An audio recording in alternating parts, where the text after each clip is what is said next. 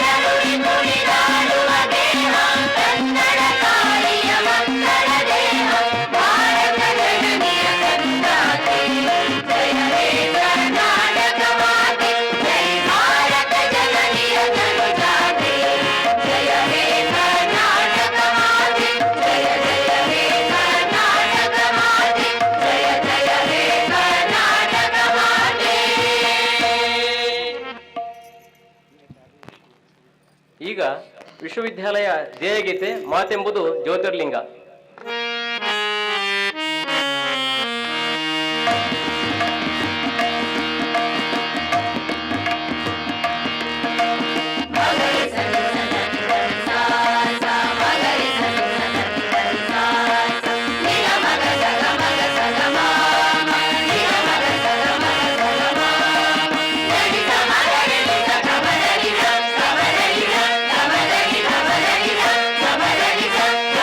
Come on,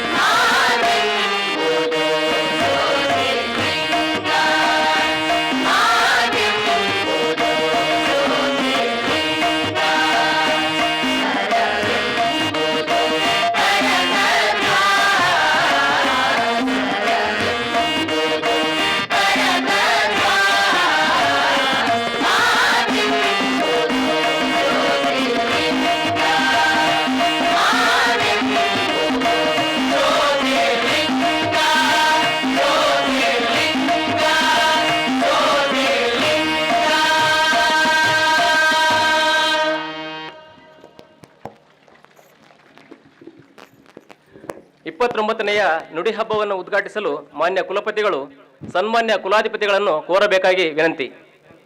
ಘನತೆವೆತ್ತ ಕುಲಾಧಿಪತಿಗಳೇ, ಈ ಘಟಿಕೋತ್ಸವವನ್ನು ಉದ್ಘಾಟಿಸಬೇಕೆಂದು ವಿನಂತಿಸಿಕೊಳ್ಳುತ್ತೇನೆ.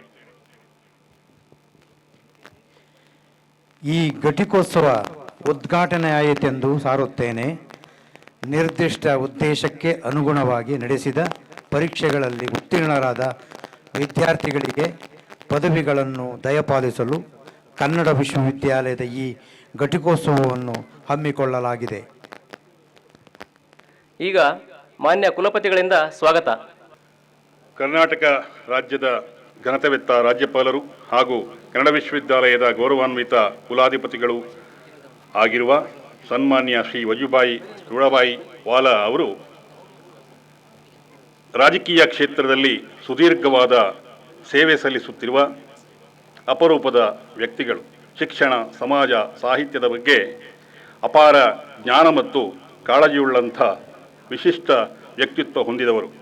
ಅವರು ಕನ್ನಡ ವಿಶ್ವವಿದ್ಯಾಲಯದ 29ನೇ ನುಡಿ ಹಬ್ಬವನ್ನು ಆಯೋಜಿಸಲು ಹಾಗೂ ವಿವಿಧ ಕ್ಷೇತ್ರಗಳಲ್ಲಿ ಸಾಧನೆಗೈದ ಸಾಧಕರಿಗೆ ನಾಡೋಜ ಗೌರವ ಪದವಿ ಮತ್ತು ವಿವಿಧ ಪರೀಕ್ಷೆಗಳಲ್ಲಿ ಉತ್ತೀರ್ಣರಾದ ಪದವೀಧರರಿಗೆ ಪದವಿಗಳನ್ನು ನೀಡಲು ಒಪ್ಪಿಗೆ ಸೂಚಿಸಿದ್ದಾರೆ. ಅವರ ಅನುಪಸ್ಥಿತಿಯಲ್ಲಿ ಅವರನ್ನು ಕನ್ನಡ ವಿಶ್ವವಿದ್ಯಾಲಯದ ಪರವಾಗಿ ಗೌರವಪೂರ್ವಕವಾಗಿ ಸ್ವಾಗತಿಸುತ್ತೇನೆ. ಕರ್ನಾಟಕ ಸರ್ಕಾರದ ಗೌರವಾನ್ವಿತ ಉಪಮುಖ್ಯಮಂತ್ರಿಗಳು, ಉನ್ನತ ಶಿಕ್ಷಣ, ಐಟಿ-ಬಿಟಿ, ವಿಜ್ಞಾನ ತಂತ್ರಜ್ಞಾನ, ಕೌಶಲ್ಯಾಭಿವೃದ್ಧಿ, ಉದ್ಯಮಶೀಲತೆ ಮತ್ತು ಜೀವನೋಪಾಯ ಖಾತೆಗಳ ಸಚಿವರು ಹಾಗೂ ಕನ್ನಡ ವಿಶ್ವವಿದ್ಯಾಲಯದ ಸಮಕುಲಾಧಿಪತಿಗಳು ಆದ ಸನ್ಮಾನ್ಯ ಡಾಕ್ಟರ್ ಸಿ.ಎನ್. ಅಶ್ವತ್ಥನಾರಾಯಣ ಅವರು ಅತ್ಯಂತ ಕ್ರಿಯಾಶೀಲ ವ್ಯಕ್ತಿತ್ವದ ಶಿಕ್ಷಣ ಪ್ರೇಮಿಗಳು. ಕನ್ನಡ ವಿಶ್ವವಿದ್ಯಾಲಯದ 29ನೇ ನುಡಿ ಹಬ್ಬದಲ್ಲಿ ಡಿಲಿಟ್ ಮತ್ತು PhD ಪದವಿಗಳನ್ನು ಪ್ರದಾನ ಮಾಡಲು ಆಗಮಿಸಬೇಕಾಗಿತ್ತು. ಕಾರಣಾಂತರಗಳಿಂದ ಅವರ ಅನುಪಸ್ಥಿತಿಯಲ್ಲಿ ಅವರನ್ನು ಅತ್ಯಂತ ಗೌರವಪೂರ್ವಕವಾಗಿ ಸ್ವಾಗತಿಸುತ್ತೇನೆ. ಕನ್ನಡ ವಿಶ್ವವಿದ್ಯಾಲಯದ ಸಮಕುಲಾಧಿಪತಿಗಳ ಅನುಪಸ್ಥಿತಿಯಲ್ಲಿ ಕುಲಪತಿಗಳಾದ ಡಾಕ್ಟರ್ ಸಚಿ ರಮೇಶ್ ಅವರು ನಾಡೋಜ ಗೌರವ ಪದವಿ, ಡಿಲಿಟ್ ಮತ್ತು PhD ಪದವಿಗಳನ್ನು ಪ್ರದಾನ ಮಾಡಲಿದ್ದಾರೆ. ಅವರನ್ನು ಗೌರವಪೂರ್ವಕವಾಗಿ ಸ್ವಾಗತಿಸುತ್ತೇನೆ.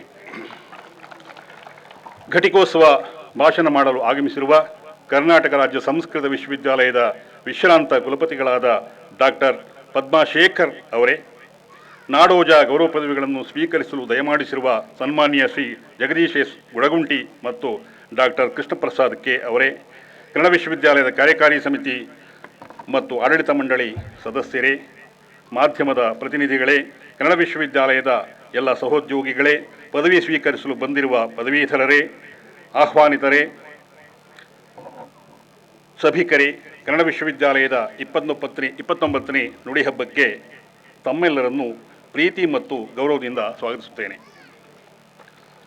ಕನ್ನಡ ವಿಶ್ವವಿದ್ಯಾಲಯದ 29ನೇ ನುಡಿ ಹಬ್ಬದ ಘಟಿಕೋತ್ಸವ ಭಾಷಣ ಮಾಡಲು ಸಂಸ್ಕೃತ ವಿಶ್ವವಿದ್ಯಾಲಯದ ವಿಶ್ರಾಂತ ಕುಲಪತಿಗಳು ಹಾಗೂ ವಿದೂಷಿಯಾದಂಥ ಪ್ರೊಫೆಸರ್ ಪದ್ಮಾಶೇಖರ್ ಅವರು ಆಗಮಿಸಿದ್ದಾರೆ.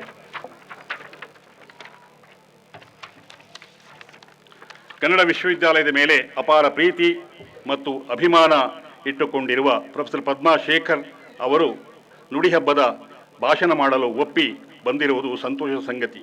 ಅವರನ್ನು ಹೃದಯಪೂರ್ವಕವಾಗಿ ಸ್ವಾಗತಿಸುತ್ತೇನೆ. ನಾಡೋಜ ಗೌರವ ಪದವಿಗಳನ್ನು ಸ್ವೀಕರಿಸಲು ಆಗಮಿಸಿರುವ ಸನ್ಮಾನ್ಯ ಶ್ರೀ ಜಗದೀಶ್ ಎಸ್ ಗುಡಗುಂಟಿ ಮತ್ತು ಡಾಕ್ಟರ್ ಕೆ ಕೃಷ್ಣಪ್ರಸಾದ್ ಅವರ ಉಪಸ್ಥಿತಿ ನಮ್ಮೆಲ್ಲರಿಗೂ ಹೆಮ್ಮೆ ಮತ್ತು ಸಂತೋಷವನ್ನು ತಂದುಕೊಟ್ಟಿದೆ. ಅವರನ್ನು ತುಂಬು ಹೃದಯದಿಂದ ಸ್ವಾಗತಿಸುತ್ತೇನೆ. ಕನ್ನಡ ವಿಶ್ವವಿದ್ಯಾಲಯದ ಕಾರ್ಯಕಾರಿ ಸಮಿತಿ ಹಾಗೂ ಆಡಳಿತ ಮಂಡಳಿ ಸದಸ್ಯರುಗಳನ್ನು, ಮಾಧ್ಯಮದ ಪ್ರತಿನಿಧಿಗಳನ್ನು, ವಿಶ್ವವಿದ್ಯಾಲಯದ ನನ್ನ ಸಹೋದ್ಯೋಗಿಗಳನ್ನು, ಪದವಿ ಸ್ವೀಕರಿಸಲು ಬಂದಿರುವ ವಿದ್ಯಾರ್ಥಿಗಳನ್ನು ಹಾಗೂ ಸಭಿಕರನ್ನು ಅತ್ಯಂತ ಪ್ರೀತಿಯಿಂದ ಸ್ವಾಗತಿಸುತ್ತಾ ಬರಮಾಡಿಕೊಳ್ಳುತ್ತೇನೆ. ಕನ್ನಡ ಕರ್ನಾಟಕ ಕಲಿಕೆಯ ಮುನ್ನಡೆ, ಅಧ್ಯಯನ ಮತ್ತು ಪ್ರಸಾರಕ್ಕಾಗಿ ಶ್ರೀ ಪಂಪಾ ವಿರೂಪಾಕ್ಷನ ನೆಲೆಯಾದ ಹಂಪಿಯಲ್ಲಿ ಕನ್ನಡ ವಿಶ್ವವಿದ್ಯಾಲಯ ಸ್ಥಾಪನೆಗೊಂಡಿದೆ. ಕನ್ನಡವನ್ನು ಜಾಗತಿಕ ಮಟ್ಟದಲ್ಲಿ ಬೆಳೆಸುವುದು, ಕನ್ನಡದ ಸಾಂಸ್ಕೃತಿಕ ಚಿಂತನೆಗಳನ್ನು ವಿಸ್ತರಿಸುವುದು, ಹೊರನಾಡು ಮತ್ತು ಹೊರದೇಶಗಳಲ್ಲಿ ವಾಸಿಸುತ್ತಿರುವವರು ಕನ್ನಡ ಭಾಷೆ, ಸಾಹಿತ್ಯ, ಸಂಸ್ಕೃತಿಯನ್ನು ಅಧ್ಯಯನ ಮಾಡಲು ಮುಂದಾದರೆ ಅವರಿಗೆ ತರಬೇತಿ ನೀಡುವುದು, ದೇಸಿ ಜ್ಞಾನಶಸ್ತ್ರಗಳಾದ ಸಂಗೀತ, ರಂಗಕಲೆ, ಜಾನಪದ, ಪ್ರತಿಮಾಶಾಸ್ತ್ರ, ವರ್ಣಶಾಸ್ತ್ರ, ಶಿಲ್ಪಶಾಸ್ತ್ರ, ಭಾಷಾಶಾಸ್ತ್ರ ಹಸ್ತಪ್ರತಿಶಾಸ್ತ್ರ, ಶಾಸನಶಾಸ್ತ್ರ, ಪುರಾತತ್ವಶಾಸ್ತ್ರ, ಧರ್ಮಶಾಸ್ತ್ರ, ತತ್ವಶಾಸ್ತ್ರ, ಖಗೋಳಶಾಸ್ತ್ರ, ಇತಿಹಾಸ ಅಷ್ಟೇ ಯಾಕೆ ಆಧುನಿಕ ತಂತ್ರಜ್ಞಾನ, ವೈದ್ಯಕೀಯ ಜ್ಞಾನವನ್ನು ಕನ್ನಡದಲ್ಲಿ ಕಲಿಯಲು ಅನುವು ಮಾಡುವ ಮತ್ತು ಸಂಶೋಧನೆಗೆ ಅವಕಾಶ ಮಾಡಿಕೊಡುವ ಮೂಲ ಉದ್ದೇಶಕ್ಕಾಗಿ ಕನ್ನಡ ವಿಶ್ವವಿದ್ಯಾಲಯ ಸ್ಥಾಪನೆಯಾಗಿದೆ. ಕನ್ನಡವು ಕನ್ನಡಿಸುತ್ತಿರಬೇಕು ಎಂಬ ವರಕವಿ ಬೇಂದ್ರೆಯವರ ಮಾತಿನ ಮತಿತಾರ್ಥವಾಗಿ ಕನ್ನಡ ವಿಶ್ವವಿದ್ಯಾಲಯ ತನ್ನ ಕೆಲಸವನ್ನು ಮಾಡುತ್ತಿದೆ. 1992ರಲ್ಲಿ ಭಾರತವನ್ನು ಜಾಗತಿಕ ನೀತಿಗೆ ಒಗ್ಗೂಡಿಸುವ ಕೆಲಸ ನಡೆಯಿತು. ಅಭಿವೃದ್ಧಿ, ಮಾರುಕಟ್ಟೆ, ಶಿಕ್ಷಣ, ಸಂಸ್ಕೃತಿ, ಸಂಶೋಧನೆ ಮುಂತಾದವುಗಳನ್ನು ಜಾಗತಿಕ ನೆಲೆಗೆ ಅನುಗುಣವಾಗಿ ಬದಲಾಯಿಸುವ ಪ್ರಯತ್ನ ಆರಂಭವಾಯಿತು. ಕುತೂಹಲದ ಸಂಗತಿ ಎಂದರೆ ಅದಕ್ಕೂ 1 ವರ್ಷ ಹಿಂದೆ ಅಂದರೆ 1991ರಲ್ಲಿ ಪ್ರಾದೇಶಿಕ ನೆಲೆಯ ಶೋಧ ಹಾಗೂ ಪ್ರಸಾರಕ್ಕಾಗಿ ಕನ್ನಡ ವಿಶ್ವವಿದ್ಯಾಲಯ ಜನ್ಮ ತಾಳಿತು. ಕನ್ನಡ ನಾಡಿಗೆ ಕನ್ನಡ ವಿಶ್ವವಿದ್ಯಾಲಯ ಬೇಕು ಎಂಬ ಕನಸು ಬಹಳ ಹಿಂದೆಯೇ ಇತ್ತು. 1925ರಲ್ಲಿ ಬೆಳಗಾವಿಯಲ್ಲಿ ನಡೆದ 11ನೇ ಅಖಿಲ ಭಾರತ ಕನ್ನಡ ಸಾಹಿತ್ಯ ಸಮ್ಮೇಳನದಲ್ಲಿ ಶ್ರೀ ಬೆನಗಲ್ ರಾಮರಾಯರು, 1932ರಲ್ಲಿ ಮಡಿಕೇರಿಯಲ್ಲಿ ನಡೆದ 18ನೇ ಅಖಿಲ ಭಾರತ ಕನ್ನಡ ಸಾಹಿತ್ಯ ಸಮ್ಮೇಳನದಲ್ಲಿ ಶ್ರೀ DVಜಿಯವರು, 1938ರಲ್ಲಿ ಬಳ್ಳಾರಿಯಲ್ಲಿ ನಡೆದ 23ನೇ ಅಖಿಲ ಭಾರತ ಕನ್ನಡ ಸಾಹಿತ್ಯ ಸಮ್ಮೇಳನದಲ್ಲಿ ಶ್ರೀ ದಿವಾಕರ ರಂಗನಾಥಾಯರು ಮತ್ತು 1943ರಲ್ಲಿ ಶಿವಮೊಗ್ಗದಲ್ಲಿ ನಡೆದ 27ನೇ ಅಖಿಲ ಭಾರತ ಕನ್ನಡ ಸಾಹಿತ್ಯ ಸಮ್ಮೇಳನದಲ್ಲಿ ಶ್ರೀ ವರಕವಿ ಬೇಂದ್ರೆಯವರು ತಮ್ಮ ಅಧ್ಯಕ್ಷೀಯ ಭಾಷಣಗಳಲ್ಲಿ ವಿದ್ಯೆಯನ್ನು ಕಲಿಯಲು ನಮಗೆ ಕನ್ನಡ ವಿಶ್ವವಿದ್ಯಾಲಯ ಕೊನೆಗೂ ಬೇಕು ಎಂದಿದ್ದರು. ಹೀಗಾಗಿ ಕನ್ನಡ ವಿಶ್ವವಿದ್ಯಾಲಯ ಹಿರಿಯ ಮತ್ತು ನಮ್ಮ ತಲೆಮಾರಿನ ವಿದ್ವಾಂಸರ ಸಾಮೂಹಿಕ ಕನಸಿನ ಫಲ. ಪಾಶ್ಚಿಮಾತ್ಯ ಪದ್ಧತಿಯ ವಿಶ್ವವಿದ್ಯಾಲಯಗಳಿಗಿಂತ ಭಿನ್ನವಾಗಿ ಕನ್ನಡ ವಿಶ್ವವಿದ್ಯಾಲಯ ಪ್ರಾದೇಶಿಕ ಜ್ಞಾನ ವಿಸ್ತರಣೆಯ ವಿದ್ಯಾರಣ್ಯವಾಗಿ ಬೆಳೆದು ನಿಂತಿದೆ. ಇಲ್ಲಿಯ ಪ್ರತಿಯೊಂದು ವಿಭಾಗಗಳು ಜ್ಞಾನ ಉತ್ಪಾದನಾ ಕೇಂದ್ರಗಳಾಗಿವೆ. ಹೀಗೆ ಉತ್ಪಾದನೆಗೊಂಡ ಜ್ಞಾನವನ್ನು ಜಾಗತಿಕ ಮಟ್ಟದಲ್ಲಿ ಪ್ರಸಾರ ಮಾಡುತ್ತಾ ನಾವು ಗಮನ ಹರಿಸಬೇಕಾಗಿದೆ. ಈ ಕಾರಣವಾಗಿ ನಮ್ಮ ಪ್ರಕಟಣೆಗಳಲ್ಲಿಯ ಮಹತ್ವದ ಕೃತಿಗಳನ್ನು ಇಂಗ್ಲಿಷ್ ಭಾಷೆಗೆ ಅನುವಾದಿಸುವುದಕ್ಕೆ ಈಗಾಗಲೇ ಕ್ರಮ ಕೈಗೊಂಡಿದ್ದೇವೆ. ಮುಖ್ಯವಾಗಿ ನಾಡು ಮತ್ತು ನುಡಿಗೆ ಸಾವಯವ ಸಂಬಂಧವಿದೆ. ಹೀಗಾಗಿ ನುಡಿಯನ್ನಾಧರಿಸಿ ನಾಡು ಉಗಮವಾಗಿರುವುದರಿಂದ ನಮ್ಮ ಎಲ್ಲ ಚಟುವಟಿಕೆಗಳಿಗೆ ನುಡಿಯೇ ಮಾನದಂಡ ಎಂಬ ಚಿಂತಕರ ಮಾತನ್ನು ಗಂಭೀರವಾಗಿ ಪರಿಗಣಿಸಬೇಕಾಗಿದೆ. ಈ ಕಾರಣವಾಗಿಯೇ ಆಡಳಿತದಲ್ಲಿ ಕನ್ನಡ, ಶಿಕ್ಷಣದಲ್ಲಿ ಕನ್ನಡ ಎಂಬ ಕೂಗನ್ನು ಆಗಾಗ ಕೇಳುತ್ತೇವೆ. ಇಂಥ ಕೂಗುಗಳಿಗೆ ವಿರಾಮ ಚಿಹ್ನೆ ಇಡುವ ರೀತಿಯಲ್ಲಿ ಕನ್ನಡಿಗರ ಮಾತೃಭಾಷೆಯನ್ನು ಕರ್ನಾಟಕದ ಮಾತೃಭಾಷೆಯನ್ನಾಗಿ ಮಾಡುವುದರ ಮೂಲಕ ಎಲ್ಲ ಕ್ಷೇತ್ರದಲ್ಲೂ ವಿಜೃಂಭಿಸುವಂತೆ ನೋಡಿಕೊಳ್ಳುವತ್ತ ಕನ್ನಡ ವಿಶ್ವವಿದ್ಯಾಲಯ ಕ್ರಿಯಾಯೋಜನೆಯನ್ನು ಹಾಕಿಕೊಳ್ಳಬೇಕೆಂಬ ಆಶಯದೊಂದಿಗೆ ಕಳೆದ 2 ವರ್ಷಗಳಲ್ಲಿ ಕನ್ನಡ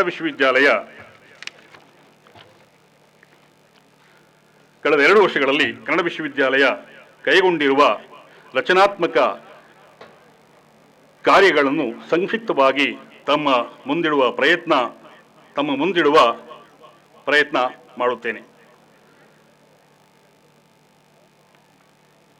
2019 ಮಾರ್ಚ್ ತಿಂಗಳಿಂದ ಭಾರತ ಅಷ್ಟೇ ಅಲ್ಲದೆ ಇಡೀ ವಿಶ್ವಕ್ಕೆ ಕರಾಳ ದಿನಗಳು ಆರಂಭವಾದವು. ಕರೋನಾ ಎಂಬ ಮಹಾಮಾರಿಗೆ ಒಳಗಾಗಿ ಸರ್ಕಾರಗಳು ಸಂಕಷ್ಟಕ್ಕೆ ಒಳಗಾದವು. ಇದರಿಂದ ಶೈಕ್ಷಣಿಕ, ಆರ್ಥಿಕ, ಸಾಮಾಜಿಕ ಬದುಕಿನ ಮೇಲೆ ಅಗಾಧ ಪರಿಣಾಮ ಉಂಟಾಯಿತು. ಇಂಥ ಸಂದರ್ಭದಲ್ಲೂ ಕರ್ನಾಟಕ ಸರ್ಕಾರ ಮತ್ತು ಕನ್ನಡ ಜನತೆ ತಮ್ಮ ಪಾಲಿನ ಆರೋಗ್ಯಪರ ಕೆಲಸಗಳನ್ನು ಸಹಕಾರ ಮನೋಭಾವದಿಂದ ನಿರ್ವಹಿಸಿಕೊಂಡು ಬಂದವು.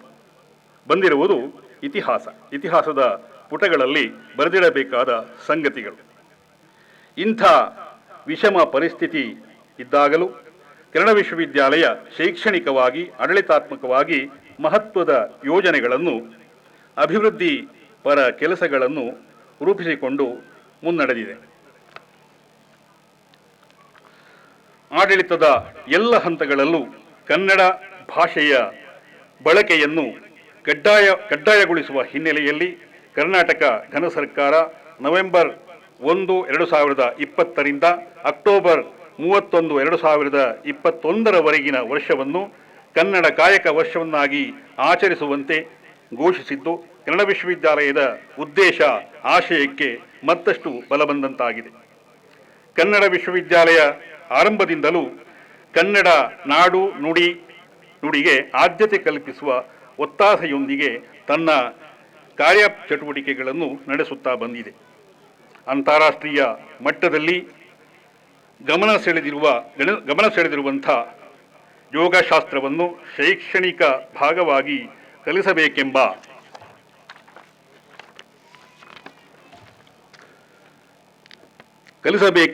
ಸರ್ಕಾರದ ಆಶಯದ ಹಿನ್ನೆಲೆಯಲ್ಲಿ ಕಳೆದ ವರ್ಷದಿಂದ ಯೋಗ ಅಧ್ಯಯನ ವಿಭಾಗವನ್ನು ಆರಂಭಿಸಲಾಗಿದೆ. ಜೊತೆಗೆ ಯೋಗ ಮತ್ತು ಪ್ರಕೃತಿ ಚಿಕಿತ್ಸಾ ಕೇಂದ್ರವನ್ನು ಸ್ಥಾಪಿಸಲಾಗಿದೆ. ಯೋಗದಲ್ಲಿ ಸರ್ಟಿಫಿಕೇಟ್ ಕೋರ್ಸ್ ಮತ್ತು ಸ್ನಾತಕೋತ್ತರ ಡಿಪ್ಲೊಮಾ ಕೋರ್ಸ್ಗಳ ಜೊತೆಗೆ ಈ ವರ್ಷ MSc ಇನ್ ಯೋಗಿಕ್ ಸೈನ್ಸ್ ಕೋರ್ಸನ್ನು ಆರಂಭಿಸಲಾಗಿದೆ. ಮೊದಲಿಗಿದ್ದ ಡಾಕ್ಟರ್ ರಾಜಕುಮಾರ್ ಅಧ್ಯಯನ ಪೀಠವನ್ನು ಉನ್ನತೀಕರಿಸಿ ಅಂತಾರಾಷ್ಟ್ರೀಯ ಡಾಕ್ಟರ್ ರಾಜಕುಮಾರ್ ಸಿನಿಮಾ ಅಧ್ಯಯನ ಕೇಂದ್ರವನ್ನಾಗಿ ವಿಸ್ತರಿಸಲಾಗಿದೆ. ವೀರ ಮಹಿಳೆಯರ ಚಾರಿತ್ರಿಕ ವ್ಯಕ್ತಿತ್ವವನ್ನು ದಾಖಲಿಸುವ ಉದ್ದೇಶದಿಂದ ಒನಕೆ ಓಬವ್ವ ಅಧ್ಯಯನ ಕೇಂದ್ರವನ್ನು ಪುರಾತತ್ವದ ನೆಲವೀಡಾದ ಹಂಪಿ ಪರಿಸರದಲ್ಲಿ ವಸ್ತು ಸಂಗ್ರಹಾಲಯ ಮತ್ತು ಪ್ರವಾಸೋದ್ಯಮ ಸಂಶೋಧನಾ ಕೇಂದ್ರದ ಅಗತ್ಯವನ್ನು ಮನಗಂಡು ಕಳೆದ ವರ್ಷದಿಂದ ಸ್ಥಾಪಿಸಲಾಗಿದೆ. ಆ ಕೇಂದ್ರದಿಂದ ಪ್ರವಾಸೋದ್ಯಮ ಸ್ನಾತಕೋತ್ತರ ಡಿಪ್ಲೊಮಾ ಕೋರ್ಸನ್ನು ಆರಂಭಿಸಲಾಗಿದೆ. ವಾಸ್ತುಶಾಸ್ತ್ರ ವಿಷಯಕ್ಕೆ ಸಂಬಂಧಿಸಿದಂತೆ ಡಿಪ್ಲೊಮಾ ಮತ್ತು ಅಲ್ಪಾವಧಿ ಕೋರ್ಸುಗಳನ್ನು ತೆರೆಯಲು ಕ್ರಮ ವಹಿಸಲಾಗುತ್ತಿದೆ. ಇದರಿಂದ ದೇಶ ವಿದೇಶಗಳ ವಿದ್ಯಾರ್ಥಿಗಳು ಕಲಿಯಲು ಅನುಕೂಲವಾಗುತ್ತದೆ. ಇತ್ತೀಚೆಗೆ ಸಮುದಾಯಗಳ ಅಧ್ಯಯನದ ಬಗ್ಗೆ ಒತ್ತು ನೀಡಲಾಗಿದೆ. ಈ ಹಿನ್ನೆಲೆಯಲ್ಲಿ ಕರ್ನಾಟಕ ರಾಜ್ಯ ತಾಂಡ ಅಭಿವೃದ್ಧಿ ನಿಗಮದ ಅನುದಾನದಿಂದ ಬಂಜಾರ ಭಾಷಾಭಿವೃದ್ಧಿ ಅಧ್ಯಯನ ಕೇಂದ್ರವನ್ನು ಮರುರಚನೆ ಮಾಡಿ ಕ್ರಿಯಾ ಯೋಜನೆ ರೂಪಿಸಿ ಕೇಂದ್ರಕ್ಕೆ ಪೂರಕವಾದ ಸಿಬ್ಬಂದಿಗಳನ್ನು ಈ ವರ್ಷ ನೇಮಕ ಮಾಡಿಕೊಂಡು ಮಹತ್ವದ ಯೋಜನೆಗಳನ್ನು ರೂಪಿಸಿಕೊಳ್ಳಲಾಗಿದೆ. ಅಭಿವೃದ್ಧಿ ಅಧ್ಯಯನ ವಿಭಾಗ ಮತ್ತು ಶ್ರೀ ಅಬ್ದುಲ್ ನಜೀರ್ ಸಾಬ್ ರಾಜ್ಯ ಗ್ರಾಮೀಣಾಭಿವೃದ್ಧಿ ಮತ್ತು ಪಂಚಾಯತ್ ರಾಜ್ ಸಂಸ್ಥೆ ಮೈಸೂರು ಇವರ ಸಹಯೋಗದಲ್ಲಿ ಬೀದರ್, ಕಲಬುರಗಿ, ಯಾದಗಿರಿ, ರಾಯಚೂರು, ಕೊಪ್ಪಳ, ಬಳ್ಳಾರಿ, ಗದಗ, ದಾವಣಗೆರೆ ಮತ್ತು ಚಿತ್ರದುರ್ಗ ಸೇರಿದಂತೆ 9 ಜಿಲ್ಲೆಗಳ 230 ಗ್ರಾಮ ಪಂಚಾಯಿತಿ ಚುನಾಯಿತ ಪ್ರತಿನಿಧಿಗಳಿಗೆ 2 ಹಂತಗಳಲ್ಲಿ 5 ದಿನಗಳ ಸಾಮರ್ಥ್ಯಾಭಿವೃದ್ಧಿ ಮುಖಾಮುಖಿ ತರಬೇತಿ ಕಾರ್ಯಾಗಾರಗಳನ್ನು ಡಾಕ್ಟರ್ HD ಪ್ರಶಾಂತ್ ಅವರ ನಿರ್ದೇಶಕತ್ವದಲ್ಲಿ ಆಯೋಜಿಸಲಾಗಿದೆ. ಪರಿಶಿಷ್ಟ ಜಾತಿ ಮತ್ತು ಪರಿಶಿಷ್ಟ ಪಂಗಡದ ವಿದ್ಯಾರ್ಥಿಗಳಿಗೆ ಮಾಸಿಕ ಆರ್ಥಿಕ ನೆರವು ಯೋಜನೆಯಡಿಯಲ್ಲಿ ಕಳೆದ ವರ್ಷ ಸುಮಾರು 2,20,00,000 ರೂಪಾಯಿಗಳನ್ನು ವಿತರಣೆ ಮಾಡಲಾಗಿದೆ. ವಿಶೇಷವಾಗಿ SC/ST TSP ಯೋಜನೆಯಡಿಯಲ್ಲಿ 72 ವಿದ್ಯಾರ್ಥಿಗಳಿಗೆ ಲ್ಯಾಪ್ಟಾಪ್ಗಳನ್ನು ವಿತರಿಸಲಾಗಿದೆ. ಜೊತೆಗೆ ಸ್ಪರ್ಧಾತ್ಮಕ ಪರೀಕ್ಷೆಗಳ ತರಬೇತಿ ಕಾರ್ಯಕ್ರಮಗಳನ್ನು ಬಾದಾಮಿ, ದೇವದುರ್ಗ ವಿಸ್ತರಣಾ ಕೇಂದ್ರಗಳನ್ನು ಒಳಗೊಂಡಂತೆ ವಿದ್ಯಾರಣ್ಯ ಆವರಣದಲ್ಲಿ ನಡೆಸಲಾಗಿದೆ. ವಿದ್ಯಾರ್ಥಿಗಳು ಅದರ ಫಲಾನುಭವಿಗಳಾಗಿದ್ದಾರೆ. ಈಗಾಗಲೇ ಪರಿಶಿಷ್ಟ ಜಾತಿ ಮತ್ತು ಪರಿಶಿಷ್ಟ ಪಂಗಡದ ವಿದ್ಯಾರ್ಥಿಗಳ ನೂತನ ಹಾಸ್ಟೆಲ್ ಕಟ್ಟಡಗಳು ಪೂರ್ಣಗೊಂಡಿದ್ದು ವಿದ್ಯಾರ್ಥಿಗಳ ವಾಸ್ತವ್ಯಕ್ಕೆ ಅವಕಾಶ ಮಾಡಿಕೊಡಲಾಗಿದೆ. ದೇಸಿ ವಿಜ್ಞಾನ ಸಂಬಂಧಿಸಿದಂತೆ ಅಧ್ಯಯನ ನಡೆಯಬೇಕೆಂಬ ಉದ್ದೇಶದಿಂದ ವಿಜ್ಞಾನ ನಿಕಾಯವನ್ನು ಪುನಾರಚಿಸಿ ಪ್ರಸ್ತುತ ವರ್ಷದಲ್ಲಿ ದೇಸಿ ಕುಶಲಕರ್ಮಿ ಸಮುದಾಯಗಳ ವೃತ್ತಿಪರ ಕಾಯಕ ಸಂಬಂಧ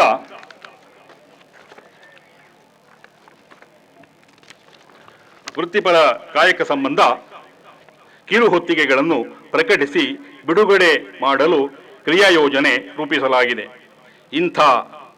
ಇಲ್ಲಿ ನಡೆಯುವ ಸಂಶೋಧನೆಗಳು ಪ್ರಸಾರಾಂಗದ ಮೂಲಕ ಕೃತಿ ರೂಪದಲ್ಲಿ ಪ್ರಕಟವಾಗುತ್ತಿವೆ. ಭಾಷೆ, ಸಾಹಿತ್ಯ, ಸಂಸ್ಕೃತಿ, ಶಾಸ್ತ್ರ, ಶಾಸನ, ಆಡಳಿತ, ಸಮುದಾಯ, ಅನುವಾದ ಇತ್ಯಾದಿ ಕ್ಷೇತ್ರಗಳಿಗೆ ಸಂಬಂಧಿಸಿದ ಕೃತಿಗಳು ನಾಡಿನ ವಿದ್ವಾಂಸರ ಮತ್ತು ಚಿಂತಕರ ಗಮನ ಸೆಳೆದಿವೆ. ಈ ಕೃತಿಗಳು ಪ್ರಕಟವಾಗಿ ವಿದ್ಯಾರಣ್ಯದಲ್ಲಿ ಉಳಿಯದೆ ನಾಡಿನಾದ್ಯಂತ ಕನ್ನಡಿಗರ ಮನೆಗಳಿಗೆ ಮುಟ್ಟಬೇಕೆಂಬ ಉದ್ದೇಶದಿಂದ ಪ್ರಸಾರಾಂಗದಿಂದ ಸುಸಜ್ಜಿತವಾದ ಸಂಚಾರಿ ಪುಸ್ತಕ ಮಳಿಗೆಯ ವಾಹನವನ್ನು ಸಜ್ಜುಗೊಳಿಸಿ ಕಾರ್ಯಪ್ರವೃತ್ತವಾಗಿದ್ದೇವೆ. ಬದಲಾಗುತ್ತಿರುವ ಯುಗಧರ್ಮದ ಆಶಯದಂತೆ ನಮ್ಮ ಪ್ರಸಾರಾಂಗದ ಎಲ್ಲ ಪ್ರಕಟಣೆಗಳನ್ನು ಈ ಜ್ಞಾನವಾಹಿನಿಯನ್ನಾಗಿ ರೂಪಿಸಲು ಸಿದ್ಧತೆಯನ್ನು ಮಾಡಿಕೊಳ್ಳಲಾಗಿದೆ. ಅದೇ ರೀತಿ ಕುವೆಂಪು ಸಾಹಿತ್ಯದ 12,000 ಪುಟಗಳ ಈ ಪುಸ್ತಕ ಸಂಪುಟಗಳನ್ನು ಈಗಾಗಲೇ ಬಿಡುಗಡೆ ಮಾಡಿದ್ದೇವೆ. ಸದ್ಯದಲ್ಲೇ ಪ್ರಸಾರಾಂಗದ 112 ಕೃತಿಗಳು ಏಕಕಾಲಕ್ಕೆ ಬಿಡುಗಡೆಯಾಗಲಿವೆ ಎಂಬ ಮಾತನ್ನು ಹೇಳಲು ಅತ್ಯಂತ ಸಂತೋಷವಾಗುತ್ತದೆ. ಕಳೆದ ವರ್ಷ ಕನ್ನಡ ವಿಶ್ವವಿದ್ಯಾಲಯ ಪಡೆದ ದತ್ತು ಗ್ರಾಮಗಳಲ್ಲಿ ಆರೋಗ್ಯ ತಪಾಸಣೆ, ಮಹಿಳಾ ಸಬಲೀಕರಣ ಹಾಗೂ ಗ್ರಾಮೀಣ ಜನತೆಗೆ ಕಾನೂನು ಸಲಹೆ ತರಬೇತಿಗಳನ್ನು ಸಕ್ರಿಯವಾಗಿ ನಡೆಸಲು ಕ್ರಿಯಾಯೋಜನೆ ರೂಪಿಸಲಾಗಿದೆ. ಕನ್ನಡ ವಿಶ್ವವಿದ್ಯಾಲಯದ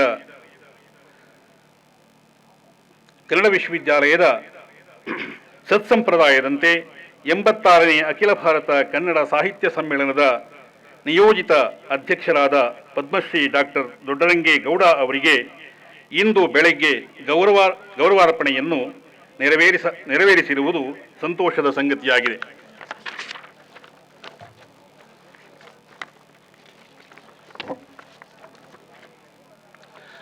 ಕಲ್ಯಾಣ ಕರ್ನಾಟಕ ಭಾಗವಾದ ಲಿಂಗಸೂಗೂರಿನ ವಿಸಿಬಿ ಶಿಕ್ಷಣ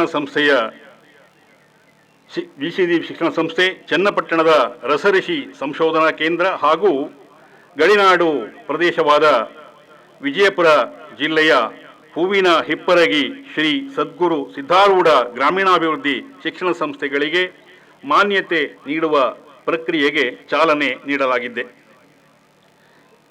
ಇವೆಲ್ಲವೂ ಈ ಶೈಕ್ಷಣಿಕ ಸಾಲಿನಲ್ಲಿ ವಿಶ್ವವಿದ್ಯಾಲಯವು ಮಾಡಿಕೊಂಡು ಬಂದಿರುವ ಶೈಕ್ಷಣಿಕ ಮತ್ತು ಅಭಿವೃದ್ಧಿ ಕಾರ್ಯಗಳಾಗಿವೆ.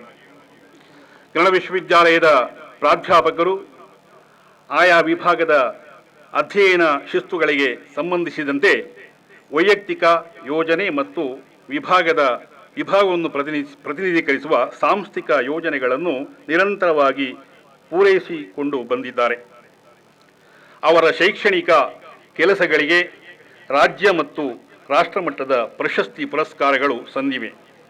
ಈ ವರ್ಷ ಭಾಷಾಂತರ ಅಧ್ಯಯನ ವಿಭಾಗದ ಪ್ರಾಧ್ಯಾಪಕರಾದ ಡಾಕ್ಟರ್ ವಿಠಲರಾವ್ ಗಾಯಕ್ವಾಡ್ ಅವರು ಕಲ್ಯಾಣ ಕರ್ನಾಟಕ ರತ್ನ ರಾಜ್ಯ ಪ್ರಶಸ್ತಿ, ಡಾಕ್ಟರ್ ಎಂ ಉಷಾ ಅವರ ಕನ್ನಡದಲ್ಲಿ ಮ್ಯಾಕ್ಬೆತ್ಗಳು ಕೃತಿಗೆ ಕರ್ನಾಟಕ ಸಾಹಿತ್ಯ ಅಕಾಡೆಮಿ ಪ್ರಶಸ್ತಿ, ಬುಡಕಟ್ಟು ಅಧ್ಯಯನ ವಿಭಾಗದ ಪ್ರಾಧ್ಯಾಪಕರಾದ ಡಾಕ್ಟರ್ ಕೆ.ಎಂ. ಮೇತ್ರಿ ಅವರಿಗೆ ಪ್ರತಿಷ್ಠಿತ ಬಿರಸಾ ಮುಂಡಾ ರಾಷ್ಟ್ರೀಯ ಪ್ರಶಸ್ತಿ, ಡಾಕ್ಟರ್ ಚಲುವರಾಜು ಅವರಿಗೆ ವಿವೇಕಾನಂದ ಸದ್ಭಾವನಾ ಪ್ರಶಸ್ತಿ, ಲಲಿತಕಲಾ ನಿಕಾಯದ ಡೀನ್ರಾದ ಡಾಕ್ಟರ್ ಕೆ. ರವೀಂದ್ರನಾಥ ಅವರ ವಚನ ಅಧ್ಯಯನ ಮತ್ತು ಸಂಶೋಧನೆಗೆ ಉರಿಲಿಂಗ ಪೆದ್ದಿ ಪ್ರಶಸ್ತಿ, ಶಾಸನಶಾಸ್ತ್ರ ವಿಭಾಗದ ಸಹ ಪ್ರಾಧ್ಯಾಪಕರಾದ ಡಾಕ್ಟರ್ ಅಮರೇಶ್ ಯಾತ್ಗಲ್ ಅವರಿಗೆ ಉತ್ತಮ ಸಂಶೋಧಕ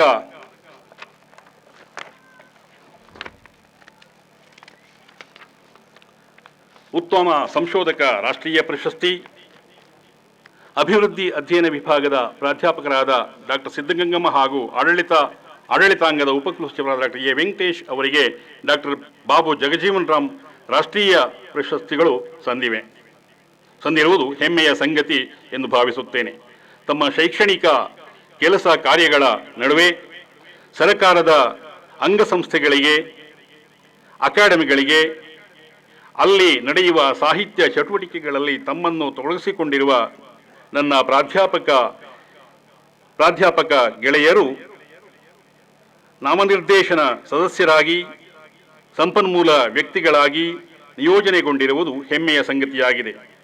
ನಮ್ಮ ವಿಶ್ವವಿದ್ಯಾಲಯದ ವಿದ್ಯಾರ್ಥಿಗಳು ಪ್ರತಿಭಾನ್ವಿತರಾಗಿದ್ದು, ವಾರ್ಷಿಕ ಪಾಠ ಪ್ರವಚನಗಳ ಜೊತೆಗೆ ಕಥಾ ಸ್ಪರ್ಧೆ, ಕವನ ಸ್ಪರ್ಧೆ, ಭಾಷಣ ಸ್ಪರ್ಧೆ ಮತ್ತು ಸಂಗೀತ ಸ್ಪರ್ಧೆಗಳಲ್ಲಿ ಭಾಗವಹಿಸಿ ಪ್ರಶಸ್ತಿಗಳಿಗೆ ಭಾಜನರಾಗಿದ್ದಾರೆಂದು ಹೇಳಲು ನನಗೆ ಅತ್ಯಂತ ಸಂತೋಷವಾಗುತ್ತದೆ. ಈ ಹಿನ್ನೆಲೆಯಲ್ಲಿ ರವಿಕುಮಾರ್ ಜಾಧವ್ ಅವರ ಒಳಿತು ಕೆಡುಕುಗಳ ಸಂತೆ ಮಾಲ್ಗಳಲ್ಲಿ ಮಾರಾಟಕ್ಕಿದೆ, ಕುಮಾರಿ ಡಿ ನಾಗರತ್ನ ಅವರ ಶರಣ ಸಂಸ್ಕೃತಿ ಹಾಗೂ ರಾಜಶೇಖರ ಬಡಿಗೇರ ಅವರ ಸುಳಾಳ ಕೃತಿಗಳು ಕನ್ನಡ ಪುಸ್ತಕ ಪ್ರಾಧಿಕಾರದ ಸಹಾಯಧನಕ್ಕೆ ಆಯ್ಕೆಗೊಂಡಿವೆ. ಈ ಎಲ್ಲ ಮಹನೀಯ ವಿದ್ಯಾರ್ಥಿಗಳಿಗೂ ನನ್ನ ಹಾರ್ದಿಕ ಅಭಿನಂದನೆಗಳು. ಕನ್ನಡ ವಿಶ್ವವಿದ್ಯಾಲಯ ಸ್ವಾಯತ್ತ ಸಂಸ್ಥೆಯಾದರೂ ಕಾರ್ಯಕಾರಿ ಸಮಿತಿ ಸದಸ್ಯರ ಮತ್ತು ಆಡಳಿತ ಮಂಡಳಿ ಸದಸ್ಯರ ಸೂಕ್ತ ಸಲಹೆ ಸೂಚನೆಗಳನ್ನು ಸ್ವೀಕರಿಸುವಲ್ಲಿ, ಅನುಷ್ಠಾನಗೊಳಿಸುವಲ್ಲಿ, ಹಣಕಾಸಿನ ಬಳಕೆಯಲ್ಲಿ ಸರ್ಕಾರದ ನಿಯಮಗಳನ್ನು ಪಾಲಿಸುವಲ್ಲಿ ತನ್ನ ಹೊಣೆಗಾರಿಕೆಯನ್ನು ಮತ್ತು ಪಾರದರ್ಶಕತೆಯನ್ನು ಸದಾ ಗಮನದಲ್ಲಿರಿಸಿಕೊಂಡು ಮುಂದೆ ಸಾಗುತ್ತಿದೆ. ಕನ್ನಡ ವಿಶ್ವವಿದ್ಯಾಲಯ ಆದಾಯ ತರುವ ಬಹುಸಂಖ್ಯಾತ ವಿದ್ಯಾರ್ಥಿಗಳ ಬೋಧನಾ ಸಂಸ್ಥೆಯಲ್ಲ. ಹೀಗಾಗಿ ಬೇರೆ ವರಮಾನವನ್ನು ನಾವು ನಿರೀಕ್ಷಿಸುವಂತಿಲ್ಲ. ಆದ್ದರಿಂದ ಕನ್ನಡ ಮತ್ತು ಕರ್ನಾಟಕ ಸಂಸ್ಕೃತಿಗಾಗಿ ಸ್ಥಾಪನೆಗೊಂಡ ಇದಕ್ಕೆ ಸರ್ಕಾರವು ಉದಾರವಾಗಿ ಅನುದಾನ ನೀಡಬೇಕೆಂದು ಅತ್ಯಂತ ವಿನಯಪೂರ್ವಕವಾಗಿ ಸರ್ಕಾರಕ್ಕೆ ಮನವಿ ಮಾಡಿಕೊಳ್ಳುತ್ತೇನೆ. 29ನೆಯ ನುಡಿ ಹಬ್ಬದಲ್ಲಿ 10 ಡಿಲಿಟ್ ಮತ್ತು 100 ಪಿಎಚ್ಡಿಗಳನ್ನು ಒಳಗೊಂಡಂತೆ ಒಟ್ಟು 365 ವಿದ್ಯಾರ್ಥಿಗಳು ವಿವಿಧ ಪದವಿಗಳನ್ನು ಪಡೆಯುತ್ತಿದ್ದಾರೆ. ಈ ಎಲ್ಲ ಪದವೀಧರರಿಗೆ ಮತ್ತು ನಾಡೋಜ ಗೌರವಕ್ಕೆ ಪಾತ್ರರಾದ ಸಾಧಕರಿಗೆ ನಮ್ಮ ಅಭಿನಂದನೆಗಳನ್ನು ಸಲ್ಲಿಸುತ್ತೇನೆ. ವಿಶ್ವವಿದ್ಯಾಲಯಕ್ಕೆ ಎಲ್ಲ ರೀತಿಯ ಸಹಕಾರ ನೀಡುತ್ತಿರುವ ಕರ್ನಾಟಕ ಸರ್ಕಾರಕ್ಕೆ, ಸನ್ಮಾನ್ಯ ಕುಲಾಧಿಪತಿಗಳಿಗೆ, ಸಮಕುಲಾಧಿಪತಿಗಳಿಗೆ ಮತ್ತು ಘಟಿಕೋತ್ಸವ ಭಾಷಣಕಾರರಿಗೆ, ಕಾರ್ಯಕಾರಿ ಸಮಿತಿ ಮತ್ತು ಆಡಳಿತ ಮಂಡಳಿ ಸದಸ್ಯರಿಗೆ ಹಾಗೂ ಸಹೋದ್ಯೋಗಿ ಪ್ರಾಧ್ಯಾಪಕ ಮಿತ್ರರಿಗೆ, ಮಾಧ್ಯಮದ ಗೆಳೆಯರಿಗೆ, ಸಭೆಯಲ್ಲಿ ಪಾಲ್ಗೊಂಡ ಸರ್ವರಿಗೂ ಕೃತಜ್ಞತೆಗಳನ್ನು ಸಲ್ಲಿಸುತ್ತಾ ನನ್ನ ಮಾತುಗಳನ್ನು ಮುಗಿಸುತ್ತೇನೆ. ಜೈ ಕರ್ನಾಟಕ ಮಾತೆ. ನಮಸ್ಕಾರ.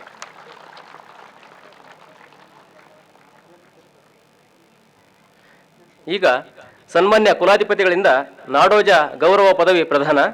ಮೊದಲಿಗೆ ಶ್ರೀ ಜಗದೀಶ ಎಸ್ ಗುಡಗುಂಟೆ ಅವರಿಗೆ ಅವರ ಪರಿಚಯವನ್ನ ಲಲಿತ ಕಲೆಗಳ ನಿಕಾಯದ ಡೀನರಾದ ಡಾಕ್ಟರ್ ಕೆ ರವೀಂದ್ರನಾಥ್ ಅವರು ನೆರವೇರಿಸಿಕೊಳ್ಳಲಿದ್ದಾರೆ.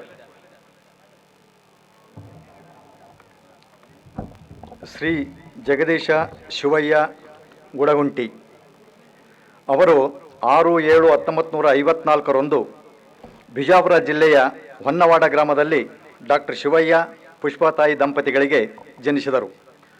ವೈದ್ಯಕೀಯ ಹಿನ್ನೆಲೆ ಇರುವ ಕುಟುಂಬದಿಂದ ಬಂದ ಶ್ರೀಯುತರು ಬನಹಟ್ಟಿಯಲ್ಲಿ ಆರಂಭದ ಶಿಕ್ಷಣವನ್ನು, ತರುವಾಯ 1972ರಲ್ಲಿ ಬಾಗಲಕೋಟೆಯ ಬಸವೇಶ್ವರ ಪಾಲಿಟೆಕ್ನಿಕಲ್ ಕಾಲೇಜಿನಿಂದ ಡಿಪ್ಲೊಮಾ ಇನ್ ಮೆಕ್ಯಾನಿಕಲ್ ಇಂಜಿನಿಯರಿಂಗ್ ಪದವಿಯನ್ನು ಪಡೆದರು. ಮುಂದೆ AMIE ಮತ್ತು BOE ಪದವೀಧರರಾಗಿ 1972ರಿಂದ 1979ರವರೆಗೆ Wadia Godavari sugars limited ಕಾರ್ಖಾನೆಯಲ್ಲಿ ಅಸಿಸ್ಟೆಂಟ್ ಡಿಸೈನ್ ಇಂಜಿನಿಯರಿಂಗ್ ಆಗಿ ಸೇವೆಯನ್ನು ಆರಂಭಿಸಿದರು.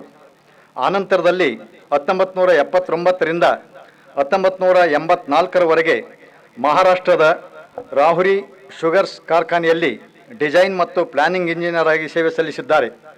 ಗುಜರಾತ್, ಆಂಧ್ರ ಪ್ರದೇಶ, ಪಂಜಾಬ್ ಹಾಗೂ ಕರ್ನಾಟಕ ರಾಜ್ಯಗಳ ರೋಗಗ್ರಸ್ತ ಸಕ್ಕರೆ ಕಾರ್ಖಾನೆಗಳನ್ನು ಪುನಃ ಲಾಭದಾಯಕವಾಗುವಂತೆ ತಮ್ಮ ಬೌದ್ಧಿಕ ಪರಿಶ್ರಮವನ್ನು ಹಾಕಿ ಮಾರ್ಪಡಿಸುವಲ್ಲಿ ಯಶಸ್ವಿಯಾದರು. ಆರಂಭದಿಂದಲೂ ಉದ್ಯಮಶೀಲತೆಯನ್ನು ಮೈಗೂಡಿಸಿಕೊಂಡಿರುವ ಶ್ರೀಯುತರು 1983ರಲ್ಲಿ ಮಹಾರಾಷ್ಟ್ರದ ಅಹಮದಾಬಾದ್ ನಗರದಲ್ಲಿ ಎಕ್ಸ್ಟ್ರಾಕ್ಟ್ಸ್ ಇಂಜಿನಿಯರ್ ಪ್ರೈವೇಟ್ ಲಿಮಿಟೆಡ್ ಎಂಬ ಸಂಸ್ಥೆಯನ್ನು ಆರಂಭಿಸಿದರು.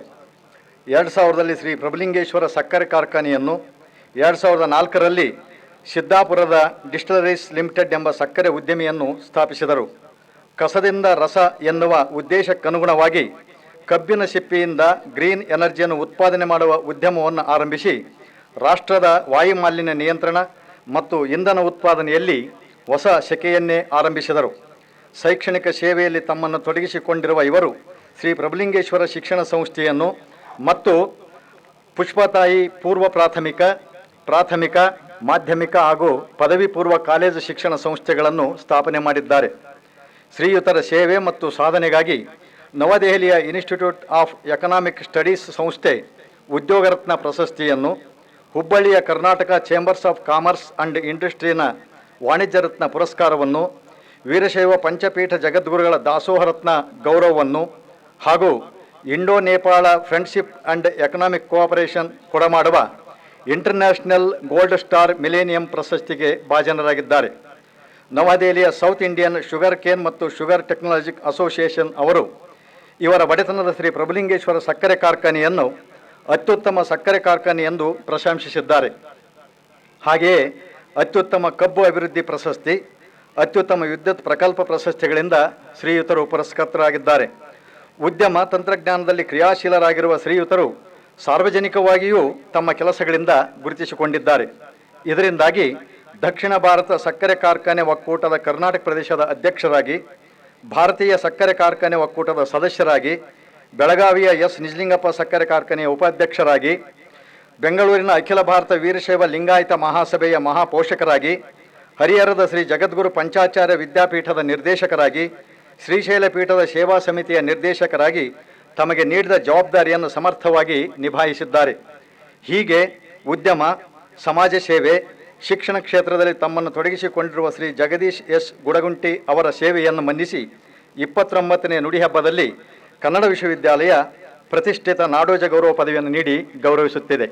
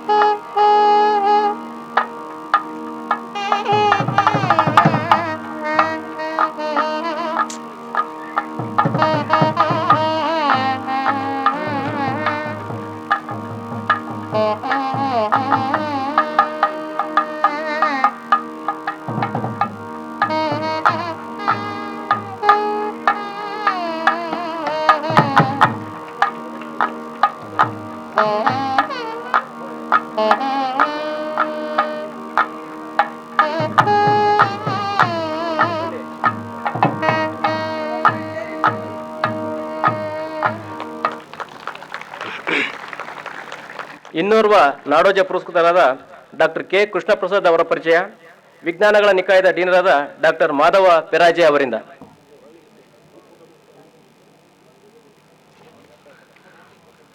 ಡಾಕ್ಟರ್ ಕೃಷ್ಣಪ್ರಸಾದ್ ಕೆ ಅವರು ಉಡುಪಿಯ ಶ್ರೀ ರಘುರಾಮ್ ಕೆ ಮತ್ತು ವೀಣಾರಾವ್ ಕೆ ದಂಪತಿಗಳ ಮಗನಾಗಿ ದಿನಾಂಕ 23/8/1973 ಜನಿಸಿದರು. ಉಡುಪಿಯ ಸೈಂಟ್ ಮೇರೀಸ್ ಕನ್ನಡ ಮಾಧ್ಯಮ ಶಾಲೆ, MGM ಕಾಲೇಜುಗಳಲ್ಲಿ ಆರಂಭದ ವಿದ್ಯಾಭ್ಯಾಸವನ್ನು ಪೂರೈಸಿದ ಇವರು ದಾವಣಗೆರೆಯ JJ ಮೆಡಿಕಲ್ ಕಾಲೇಜಿನಲ್ಲಿ MBBS ಮತ್ತು MS ಪದವಿಗಳನ್ನು ಪಡೆದವರು. ಇವರು ನ್ಯಾಷನಲ್ ಯೂನಿವರ್ಸಿಟಿ ಆಸ್ಪತ್ರೆ ಸಿಂಗಾಪುರದಲ್ಲಿ ಲಾಸಿಕ್ ಲೇಸರ್ ಕಣ್ಣಿನ ಶಸ್ತ್ರಚಿಕಿತ್ಸೆ, ಜರ್ಮನಿಯ ಕಾರ್ಲ್ಜೈಪ್ ಮೆಡಿಟೆಕ್ ಸಂಸ್ಥೆಯಲ್ಲಿ ಫೆಂಟೋಲಾಸಿಕ್ ಕಣ್ಣಿನ ಶಸ್ತ್ರಚಿಕಿತ್ಸೆ ಹಾಗೂ ಥೈಲ್ಯಾಂಡಿನ ಕಾರ್ಲ್ಜೈಪ್ ಮೆಡಿಟೆಕ್ ಸಂಸ್ಥೆಯಲ್ಲಿ ಫೆಂಟೋ ಸೆಕೆಂಡ್ ಲೇಸರ್ ಕಣ್ಣಿನ ಚಿಕಿತ್ಸೆ ಮೊದಲಾದ ವಿಶೇಷ ಸಂಶೋಧನೆ ಮತ್ತು ಪರಿಣತಿಯನ್ನು ಪಡೆದವರು. ದಾವಣಗೆರೆ JJM ಮೆಡಿಕಲ್ ಕಾಲೇಜಿನಲ್ಲಿ ಪ್ರಾಧ್ಯಾಪಕರಾಗಿ, ಉಡುಪಿಯ ಜಿಲ್ಲಾ ಆಸ್ಪತ್ರೆಯ ಕಣ್ಣಿನ ಚಿಕಿತ್ಸಾ ವಿಭಾಗದ ಮುಖ್ಯಸ್ಥರಾಗಿ, ಮಣಿಪಾಲದ ಕಸ್ತೂರಬಾ ಮೆಡಿಕಲ್ ಕಾಲೇಜಿನ ಕಣ್ಣಿನ ಚಿಕಿತ್ಸಾ ವಿಭಾಗದಲ್ಲಿ ಗೌರವ ಪ್ರಾಧ್ಯಾಪಕರಾಗಿ, ಮಂಗಳೂರಿನ ಯನಪೋಯ ಕಾಲೇಜಿನಲ್ಲಿ ಸಹಾಯಕ ಪ್ರಾಧ್ಯಾಪಕರಾಗಿ ಸೇವೆಯನ್ನು ಸಲ್ಲಿಸಿರುತ್ತಾರೆ. ಇದೀಗ ಉಡುಪಿ, ಮಂಗಳೂರು, ಸುಳ್ಯ ಮತ್ತಿತರ ನಗರಗಳಲ್ಲಿ ಹಿರಿಯ ನೇತ್ರಜ್ಞ ಹಾಗೂ ಮೆಡಿಕಲ್ ನಿರ್ದೇಶಕರಾಗಿ ಸೇವೆ ಸಲ್ಲಿಸುತ್ತಿದ್ದಾರೆ. ನೇತ್ರ ಚಿಕಿತ್ಸೆಯಲ್ಲಿ ಎಲ್ಲರಿಗೂ ಪರಿಚಿತರಾಗಿರುವ ಡಾಕ್ಟರ್ ಕೃಷ್ಣಪ್ರಸಾದ್ ಅವರು ಪ್ರಸಾದ್ ನೇತ್ರಾಲಯ ಎನ್ನುವ ಸಮೂಹ ಆಸ್ಪತ್ರೆಗಳ ಸಂಸ್ಥಾಪಕರಾಗಿದ್ದು, ಇದಕ್ಕೆ ಸಂಬಂಧಿಸಿದ ಎಲ್ಲ ವಿಭಾಗಗಳಲ್ಲಿಯೂ ಅಂತಾರಾಷ್ಟ್ರೀಯ ಗುಣಮಟ್ಟದ ಚಿಕಿತ್ಸೆಯನ್ನು ಕಳೆದ 20 ವರ್ಷಗಳಿಂದ ನೀಡುತ್ತಾ ಬಂದಿದ್ದಾರೆ. ಡಾಕ್ಟರ್ ಕೃಷ್ಣಪ್ರಸಾದ್ ಕೆ ಅವರು ಕರ್ನಾಟಕದಾದ್ಯಂತ ಮಾತ್ರವಲ್ಲದೆ ನೆರೆಯ ಕೇರಳ ಮತ್ತು ಗೋವಾ ರಾಜ್ಯಗಳಲ್ಲಿಯೂ ಉಚಿತ ನೇತ್ರ ಚಿಕಿತ್ಸೆಯ ಮೂಲಕ ಜನಪ್ರಿಯರಾಗಿದ್ದಾರೆ. ಕಣ್ಣಿಗೆ ಸಂಬಂಧಿಸಿದಂತೆ ಪೊರಚಿಕಿತ್ಸೆ, ರಿಫ್ರಾಕ್ಟಿವ್ ಮತ್ತು ಗುಡ್ಡ ಚಿಕಿತ್ಸೆ, ಗ್ಲಾಕೋಮಾ ಚಿಕಿತ್ಸೆ, ಮೆಳ್ಳೆಗಣ್ಣು ಚಿಕಿತ್ಸೆ, ಆಕ್ಯುಲೋಪ್ಲಾಸ್ಟಿ, ಕಣ್ಣಿನ ನರ ಚಿಕಿತ್ಸೆ, ಮಧುಮೇಹಕ್ಕೆ ಸಂಬಂಧಿಸಿ ಕಣ್ಣಿನ ಚಿಕಿತ್ಸೆ, ನವಜಾತ ಶಿಶುಗಳ ಕಣ್ಣಿನ ರೆಟಿನಾ ಚಿಕಿತ್ಸೆ, ಮಕ್ಕಳ ಕಣ್ಣಿನ ಚಿಕಿತ್ಸೆ, ಶುಷ್ಕ ಕಣ್ಣಿನ ಚಿಕಿತ್ಸೆ, ಹೀಗೆ ಕಣ್ಣಿಗೆ ಸಂಬಂಧಿಸಿದಂತೆ ಆಫ್ಥಾಲ್ಮಾಲಜಿ ಕ್ಷೇತ್ರದಲ್ಲಿ ವಿಶೇಷ ಅನುಭವ ಮತ್ತು ಸೇವೆಯನ್ನು ಸಲ್ಲಿಸಿದ್ದಾರೆ. ಅವರು ಈವರೆಗೆ 2,000ಕ್ಕೂ ಹೆಚ್ಚು ಉಚಿತ ಕಣ್ಣಿನ ಶಿಬಿರಗಳು, 20 ಲಕ್ಷಕ್ಕೂ ಹೆಚ್ಚು ಜನರಿಗೆ ಉಚಿತವಾಗಿ ಕಣ್ಣಿನ ತಪಾಸಣೆ, 2 ಲಕ್ಷಕ್ಕೂ ಮೀರಿ ಕಣ್ಣಿನ ಶಸ್ತ್ರಚಿಕಿತ್ಸೆ, ಅದರಲ್ಲಿಯೂ 1 ಲಕ್ಷಕ್ಕೂ ಹೆಚ್ಚಾಗಿ ಕಣ್ಣಿನ ಉಚಿತ ಶಸ್ತ್ರಚಿಕಿತ್ಸೆಯಲ್ಲದೆ 6 ಲಕ್ಷಕ್ಕೂ ಮಿಗಿಲಾಗಿ ಜನರಿಗೆ ಕನ್ನಡಕಗಳನ್ನು ಉಚಿತವಾಗಿ ವಿತರಿಸಿದ್ದಾರೆ. ಅಂಧತ್ವ ನಿವಾರಣೆಯ ಮೂಲ ಉದ್ದೇಶದಿಂದ ಸರ್ವರಿಗೂ ನಯನ ಎನ್ನುವ ಕಾರ್ಯಕ್ರಮವನ್ನು ಪ್ರಾರಂಭಿಸಿದ್ದಾರೆ. ಕೋವಿಡ್ನಂತಹ ಮಾರಕ ರೋಗದಿಂದ ನೆರೆಯ ಕೇರಳ, ಗೋವಾ ಮೊದಲಾದ ರಾಜ್ಯಗಳಲ್ಲಿಯೂ ಚಿಕಿತ್ಸಾ ಕೇಂದ್ರಗಳು ಮುಚ್ಚಿರುವಾಗ ಡಾಕ್ಟರ್ ಕೃಷ್ಣಪ್ರಸಾದ್ ಅವರು ತಮ್ಮ ನೇತೃತ್ವದ ಕಣ್ಣಿನ ಆಸ್ಪತ್ರೆಗಳು ದಿನದ 24 ಗಂಟೆಯೂ ತೆರೆದು ಜನಸೇವೆ ಮಾಡಿದ್ದಾರೆ. ಕರ್ನಾಟಕ ರಾಜ್ಯಕ್ಕೆ ಸಂಬಂಧಿಸಿದಂತೆ ರಾಜ್ಯ ದೃಷ್ಟಿನೀತಿಯನ್ನು ರೂಪಿಸಿರುವ ಡಾಕ್ಟರ್ ಕೃಷ್ಣಪ್ರಸಾದ್ ಅವರು ಕರ್ನಾಟಕ ರಾಜ್ಯ ದೃಷ್ಟಿನೀತಿ ಸಮಿತಿಯ ಅಧ್ಯಕ್ಷರಾಗಿಯೂ ಸೇವೆ ಸಲ್ಲಿಸಿದ್ದಾರೆ. ನಮ್ಮ ರಾಜ್ಯದ ಜನರಲ್ಲಿರುವ ಕಣ್ಣಿನ ಕುರುಡುತನವನ್ನು 2020ನೇ ಅವಧಿಯಲ್ಲಿ 1% ರಿಂದ 3% ಇಳಿಸಿದ ಕೀರ್ತಿ ಇವರದು. ಅಖಿಲ ಭಾರತ ನೇತ್ರತಜ್ಞರ ಸಂಘಟನೆಯ ಸದಸ್ಯರು, ಕರ್ನಾಟಕ ನೇತ್ರ ಸಂಘದ ಕಾರ್ಯದರ್ಶಿ, Netra Jyothi group of education ಇನ್ಸ್ಟಿಟ್ಯೂಷನ್ನ ಅಧ್ಯಕ್ಷರಾಗಿರುವ ಡಾಕ್ಟರ್ ಕೃಷ್ಣಪ್ರಸಾದ್ ಅವರು ರಾಷ್ಟ್ರ ಮತ್ತು ಅಂತಾರಾಷ್ಟ್ರೀಯ ಮಟ್ಟದ ಸಮ್ಮೇಳನಗಳಲ್ಲಿ ಭಾಗವಹಿಸಿದ್ದಾರೆ. ಮುಖ್ಯವಾಗಿ 2012ರಲ್ಲಿ ಅಬುಧಾಬಿಯ ವಿಶ್ವ ಕಣ್ಣಿನ ತಜ್ಞರ ಸಮ್ಮೇಳನ, 2012ರಲ್ಲಿ ಹಾಂಗ್ಕಾಂಗ್ನ ದಕ್ಷಿಣ ಏಷ್ಯಾ ಕಣ್ಣಿನ ತಜ್ಞರ ಸಮ್ಮೇಳನ, 2013ರಲ್ಲಿ ಮಲೇಷ್ಯಾದ ದಕ್ಷಿಣ ಏಷ್ಯಾ ಕಣ್ಣಿನ ತಜ್ಞರ ಸಮ್ಮೇಳನ, 2013ರಲ್ಲಿ ಹಾಲ್ಯಾಂಡಿನ ಯುರೋಪಿನ ಕಣ್ಣಿನ ತಜ್ಞರ ಸಮ್ಮೇಳನ, 2014ರಲ್ಲಿ ಲಂಡನ್ನಲ್ಲಿ ನಡೆದ ಯುರೋಪಿಯನ್ ಸೊಸೈಟಿ ಆಫ್ ಕ್ಯಾಟ್ರಾಕ್ಟ್ ತಜ್ಞರ ಸಮ್ಮೇಳನ, 2014ರಲ್ಲಿ ಜೈಪುರದಲ್ಲಿ ನಡೆದ 27ನೇ APSRS ಕಣ್ಣಿನ ತಜ್ಞರ ಸಮ್ಮೇಳನ, ಹೀಗೆ 100ಕ್ಕೂ ಹೆಚ್ಚು ಸಮ್ಮೇಳನಗಳಲ್ಲಿ ಭಾಗವಹಿಸಿದ್ದಾರೆ. ಪ್ರಶಸ್ತಿಗಳು. ಡಾಕ್ಟರ್ ಕೃಷ್ಣಪ್ರಸಾದ್ ಕೆ ಅವರ ಈ ಎಲ್ಲ ಸಾಧನೆ ಮತ್ತು ಹೆಸರುಗಳು ಗಮನಿಸಿ ಅವರಿಗೆ ಅನೇಕ ಮಾನ ಸನ್ಮಾನಗಳು ಲಭಿಸಿವೆ.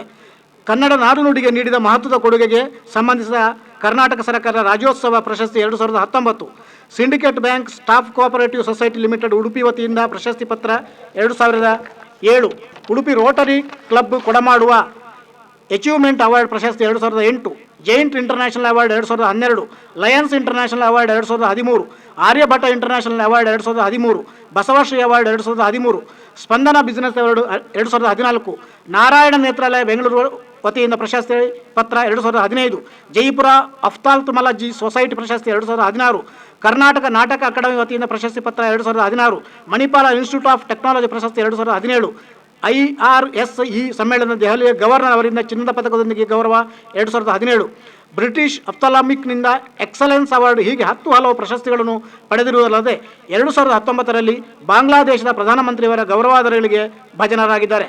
ಡಾಕ್ಟರ್ ಕೃಷ್ಣಪ್ರಸಾದ್ ಅವರು ವೃತ್ತಿಯಲ್ಲಿ ನೇತ್ರತಜ್ಞರಾಗಿದ್ದರೂ ಇತರ ಸಾಂಸ್ಕೃತಿಕ, ಸಾಮಾಜಿಕ, ಕ್ರೀಡಾ ಮತ್ತು ಧಾರ್ಮಿಕ ಕ್ಷೇತ್ರಗಳಲ್ಲಿ ಕಾರ್ಯನಿರ್ವಹಿಸುತ್ತಾರೆ. Prasad Netralaya group of super speciality ಆಸ್ಪತ್ರೆ ನಿರ್ದೇಶಕರು, Netra Jyothi institute of allied health science ಅಧ್ಯಕ್ಷರು, Netrajyothi charitable trust managing trustee, Yashaswini ರೈತರ ಸಹಕಾರಿ ಆರೋಗ್ಯ ಯೋಜನೆ ಟ್ರಸ್ಟಿ, ಕರ್ನಾಟಕ ನೇತ್ರತಜ್ಞರ ಸಂಘ ಬೆಂಗಳೂರು ಗೌರವ ಕಾರ್ಯದರ್ಶಿ, ಅಖಿಲ ಭಾರತ ನೇತ್ರತಜ್ಞ ಸಂಘಟನೆ ವೈಜ್ಞಾನಿಕ ಸಮಿತಿ ಸದಸ್ಯರು, ಉಡುಪಿ ಕ್ರಿಕೆಟ್ ಅಸೋಸಿಯೇಷನ್ ಅಧ್ಯಕ್ಷರು. ಡಾಕ್ಟರ್ ಕೃಷ್ಣಪ್ರಸಾದ್ ಅವರ ಈ ಎಲ್ಲ ಸಾಧನೆಗಳನ್ನು ಗೌರವಿಸಿ ಶ್ರೀಯುತರಿಗೆ 29ನೇ ನುಡಿ ಹಬ್ಬದಲ್ಲಿ ಕನ್ನಡ ವಿಶ್ವವಿದ್ಯಾಲಯವು ಪ್ರತಿಷ್ಠಿತ ನಾಡೋಜ ಗೌರವ ಪದವಿಯನ್ನು ನೀಡಿ ಗೌರವಿಸುತ್ತಿದೆ.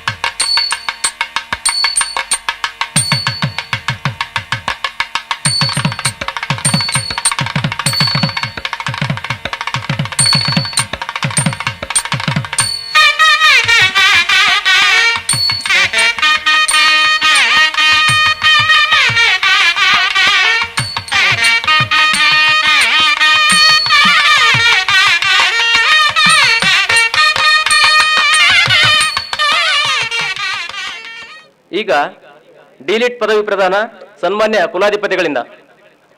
ಮೊದಲಿಗೆ ಸಮಾಜ ವಿಜ್ಞಾನಗಳ ನಿಕಾಯದ ಡೀನರು ಡಿಲಿಟ್ ಅಭ್ಯರ್ಥಿಗಳ ವಿವರ ಓದಲು ವಿನಂತಿ.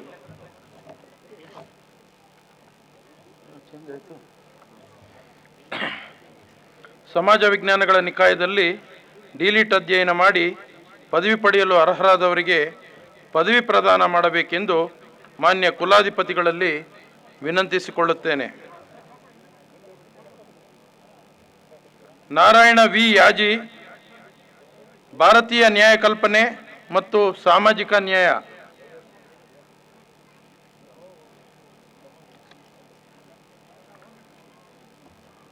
ನಾರಾಯಣ ವಿ ಯಾಜಿ, ಭಾರತೀಯ ನ್ಯಾಯ ಕಲ್ಪನೆ ಮತ್ತು ಸಾಮಾಜಿಕ ನ್ಯಾಯ.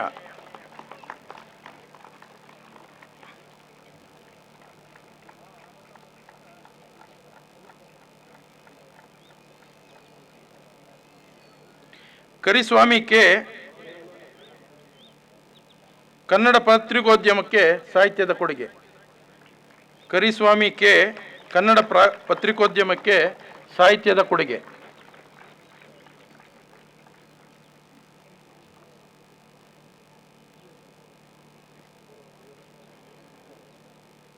ತಲಕಾಡು ಚಿಕ್ಕರಂಗೇಗೌಡ, ತಲಕಾಡು ಸಾಂಸ್ಕೃತಿಕ ಅಧ್ಯಯನ.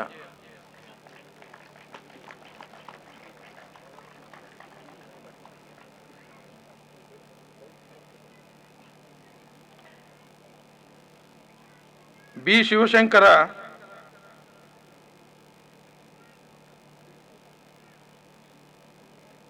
ಶಿವಶಂಕರ ಕರ್ನಾಟಕ ಬೋವಿ ಸಮುದಾಯದ ಸಾಮಾಜಿಕ ಅಧ್ಯಯನ.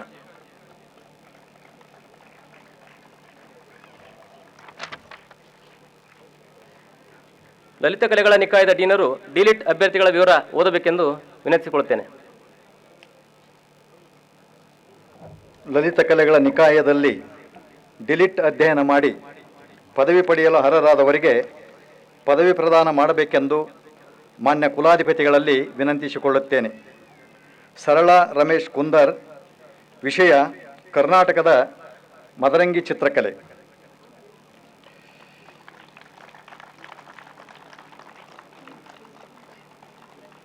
ಸೀಮಾ ಎಸ್ ಉಪಾಧ್ಯಾಯ, ವಿಷಯ ಪ್ರವಾಸಿ ಕಂಡ ನರ್ತನ ಲೋಕ.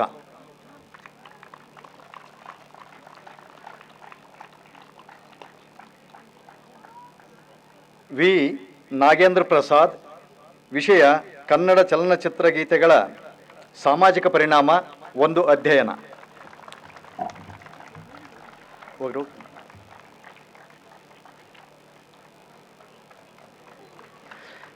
ವಿಜ್ಞಾನಗಳ ನಿಕಾಯದ ಡೀನರು ಡಿಲಿಟ್ ಅಭ್ಯರ್ಥಿಗಳ ವಿವರವನ್ನು ಓದಬೇಕಾಗಿ ವಿನಂತಿ.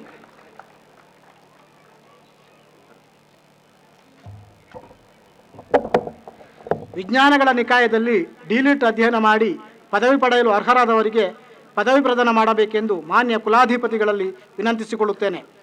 ಸಿದ್ಧಲಿಂಗಪ್ಪ ಮರಿಬಾಶೆಟ್ಟಿ, ಅಶ್ವಾರೋಹಣ ಕಲೆ ಪ್ರಾಚೀನತೆಯಿಂದ ಸಮಕಾಲೀನವರೆಗೆ.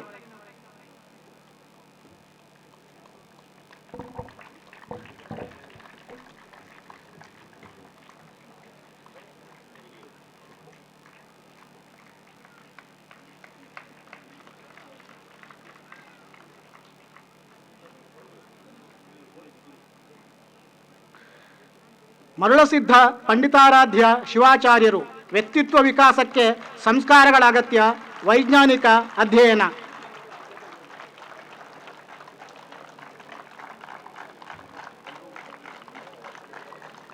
ಈಗ PhD ಪದವಿ ಪ್ರದಾನ ಸನ್ಮಾನ್ಯ ಕುಲಾಧಿಪತಿಗಳಿಂದ. ಮೊದಲಿಗೆ ಭಾಷಾ ನಿಕಾಯದ ಡೀನರು PhD ವಿದ್ಯಾರ್ಥಿಗಳ ಪಟ್ಟಿಯನ್ನು ಓದಬೇಕೆಂದು ಕೋರುತ್ತೇನೆ. ಭಾಷಾ ನಿಕಾಯದಲ್ಲಿ PhD ಅಧ್ಯಯನ ಮಾಡಿ ಪದವಿ ಪಡೆಯಲು ಅರ್ಹರಾದವರಿಗೆ ಪದವಿ ಪ್ರದಾನ ಮಾಡಬೇಕೆಂದು ಮಾನ್ಯ ಕುಲಾಧಿಪತಿಗಳಲ್ಲಿ ವಿನಂತಿಸಿಕೊಳ್ಳುತ್ತೇನೆ. ಮೊದಲಿಗೆ ಕನ್ನಡ ಸಾಹಿತ್ಯ ಅಧ್ಯಯನ ವಿಭಾಗ ರಮೇಶ್ ಇ, ಮಾರ್ಗದರ್ಶಕರು ಡಾಕ್ಟರ್ ಡಿ ಮಂಗಳಾ ಪ್ರಿಯದರ್ಶಿನಿ. ವಸಾಹತೋತ್ತರ ಸಂದರ್ಭದಲ್ಲಿ ಕನ್ನಡ ಬೌದ್ಧಿಕ ಸಂಕಥನಗಳ ಪರಿಶೀಲನೆ. ಕಿರಣ್ ಕುಮಾರ್ HG, ಮಾರ್ಗದರ್ಶಕರು ಡಾಕ್ಟರ್ ಎಂ ಮಲ್ಲಿಕಾರ್ಜುನ ಗೌಡ. ಜಾಗತೀಕರಣ ಸಂದರ್ಭದ ಕನ್ನಡ ಸನ್ನಕಥೆಗಳಲ್ಲಿ ಬದಲಾಗುತ್ತಿರುವ ಸಮಾಜ. ಲಕ್ಷ್ಮೀ GM, ಮಾರ್ಗದರ್ಶಕರು ಡಾಕ್ಟರ್ AR ಮದನಕುಮಾರ್. ಆಲನಹಳ್ಳಿ ಹಾಗೂ ತೇಜಸ್ವಿಯವರ ಕಥನ ಸಾಹಿತ್ಯದಲ್ಲಿ ಸಾಂಸ್ಕೃತಿಕ ಸಂಘರ್ಷದ ಸ್ವರೂಪ. ಮಂಜುನಾಥ್ MM, ಮಾರ್ಗದರ್ಶಕರು ಡಾಕ್ಟರ್ ವರದರಾಜ್ ಚಂದ್ರಗಿರಿ. ಹಸಿವಿನ ಪರಿಕಲ್ಪನೆ, ಪ್ರಾತಿನಿಧಿಕ ಕನ್ನಡ ಸನ್ನಕಥೆಗಳ ಹಿನ್ನೆಲೆಯಲ್ಲಿ. ವಾಣಿ BS, ಮಾರ್ಗದರ್ಶಕರು ಡಾಕ್ಟರ್ K ರಮಾನಂದ. ಕನ್ನಡದಲ್ಲಿ ಮಹಾಭಾರತ ಕುರಿತಾದ ಆಧುನಿಕ ಚಿಂತನೆಗಳು. Subrahmanya C, ಮಾರ್ಗದರ್ಶಕರು doctor Amaresh N. ವಸಾಹತು ಕಾಲದ ಕನ್ನಡ ಸಾಹಿತ್ಯ ಕಥಾ ಸಾಹಿತ್ಯದಲ್ಲಿ ಸ್ಥಳೀಯ ಪ್ರಜ್ಞೆಯ ತಾತ್ವಿಕ ಶೋಧ. ಕುಮಾರ H, ಮಾರ್ಗದರ್ಶಕರು ಡಾಕ್ಟರ್ ಅಮರೇಶ್ N. ವೀಣಾ ಶಾಂತೇಶ್ವರ, ವೈದೇಹಿ ಮತ್ತು ಗೀತಾ ನಾಗಭೂಷಣ ಕಥೆಗಳ ಅಭಿವ್ಯಕ್ತಿ ಮತ್ತು ತಾತ್ವಿಕ ಸ್ವರೂಪ. ನೀಲಮ್ಮ K, ಮಾರ್ಗದರ್ಶಕರು ಡಾಕ್ಟರ್ BR ಮಂಜುನಾಥ. ಹಾಲುಮತ ಪುರಾಣಗಳಲ್ಲಿ ಪವಾಡ ಕಥೆಗಳು. ಮೇಡಿದಾರ್ ಗುರುರಾಜ್ ಗಂಗಪ್ಪ, ಮಾರ್ಗದರ್ಶಕರು ಡಾಕ್ಟರ್ VS ಮಾಳಿ. ಕನ್ನಡದಲ್ಲಿ ಮಕ್ಕಳ ಸಾಹಿತ್ಯ, ಅಭಿವ್ಯಕ್ತಿಯ ತಾತ್ವಿಕ ಸ್ವರೂಪ. ಗಂಗಾಧರ ಮಾಸನಕಟ್ಟಿ, ಮಾರ್ಗದರ್ಶಕರು ಡಾಕ್ಟರ್ ವಿನಯ G ನಾಯಕ್. ಜಾಗತೀಕರಣ ಸಂದರ್ಭದ ಕನ್ನಡ ಸನ್ನಕಥೆಗಳ ಮುಖ್ಯ ಪ್ರವೃತ್ತಿಗಳು. ಶ್ರದ್ಧಾ ಬೆಳದಡಿ, ಮಾರ್ಗದರ್ಶಕರು ಡಾಕ್ಟರ್ SF ಜಕಬಾಳ್. ಕನ್ನಡ ಜನಪದ ಕಥನ ಗೀತೆಗಳಲ್ಲಿ ಮಹಿಳಾ ಲೋಕದ ವಿನ್ಯಾಸಗಳು. ಹರೀಶ್ R, ಮಾರ್ಗದರ್ಶಕರು ಡಾಕ್ಟರ್ ರಹಮತ್ ತರೀಕೆರೆ. ಕನ್ನಡ ಆತ್ಮಕಥೆಗಳಲ್ಲಿ ಅವಮಾನ ಮತ್ತು ಪ್ರತಿರೋಧದ ಸ್ವರೂಪ. ಬಸವರಾಜ್ ಜನಗೌಡ, ಮಾರ್ಗದರ್ಶಕರು ಡಾಕ್ಟರ್ ಮಲ್ಲಿಕಾರ್ಜುನ್ ವನೇನೂರು. ಉತ್ತರ ಕರ್ನಾಟಕದ ನವಮೌಖಿಕ ಸಾಹಿತ್ಯದ ಆಯಾಮಗಳು. ಶಿವಲಿಂಗಪ್ಪ ಕೆ, ಮಾರ್ಗದರ್ಶಕರು ಡಾಕ್ಟರ್ ರಹಮತ್ ತರೀಕೆರೆ, ಕನ್ನಡದಲ್ಲಿ ಮಕ್ಕಳ ಕಥನ ಸಾಹಿತ್ಯ ಫ್ಯಾಂಟಸಿಯ ಸ್ವರೂಪ. ಬಸನಗೌಡರ್ ವಿಕ್ರಮ ಈರನಗೌಡ, ಮಾರ್ಗದರ್ಶಕರು ಡಾಕ್ಟರ್ ಗುರುಪಾದ ಮರಿಗುದ್ದಿ, ಆಧುನಿಕ ಕನ್ನಡ ಸಣ್ಣ ಕಥೆಗಳಲ್ಲಿ ಪ್ರಾದೇಶಿಕ ವಿನ್ಯಾಸ. ಲೋಕೇಶ್ ಎಂಆರ್, ಮಾರ್ಗದರ್ಶಕರು ಡಾಕ್ಟರ್ ಜೆ ಕರಿಯಪ್ಪ ಮಾಳಿಗೆ, ಸಮಕಾಲೀನ ಕನ್ನಡ ಕಥಾ ಸಾಹಿತ್ಯದಲ್ಲಿ ಪ್ರಾದೇಶಿಕತೆಯ ಸ್ವರೂಪ. ಗೀತಾ ಎಂಸಿ, ಮಾರ್ಗದರ್ಶಕರು ಡಾಕ್ಟರ್ ಜೆ ಕರಿಯಪ್ಪ ಮಾಳಿಗೆ, ಕನ್ನಡ ಮಹಿಳಾ ಕಥಾ ಸಾಹಿತ್ಯದಲ್ಲಿ ಸ್ತ್ರೀತ್ವದ ವಿವೇಚನೆ. ಅಶೋಕ ಕುಮಾರ್ ಎನ್ಎಂ, ಮಾರ್ಗದರ್ಶಕರು ಡಾಕ್ಟರ್ ಪ್ರೇಮ ಪಲ್ಲವಿ ಸಿಬಿ, ದೂರದರ್ಶನ ಚಂದನ ವಾಹಿನಿಯಲ್ಲಿ ಮಹಿಳಾ ಪ್ರತಿನಿಧೀಕರಣ. ಮಹೇಶ್ವರಿ ಜಿಬಿ, ಮಾರ್ಗದರ್ಶಕರು ಡಾಕ್ಟರ್ ಶೀಲಾದೇವಿ ಎಸ್ ಮಳಿಮಠ, ವಚನಗಳಲ್ಲಿ ನಡೆ ನುಡಿ ಪರಿಕಲ್ಪನೆಗಳ ತಾತ್ವಿಕ ವಿನ್ಯಾಸ.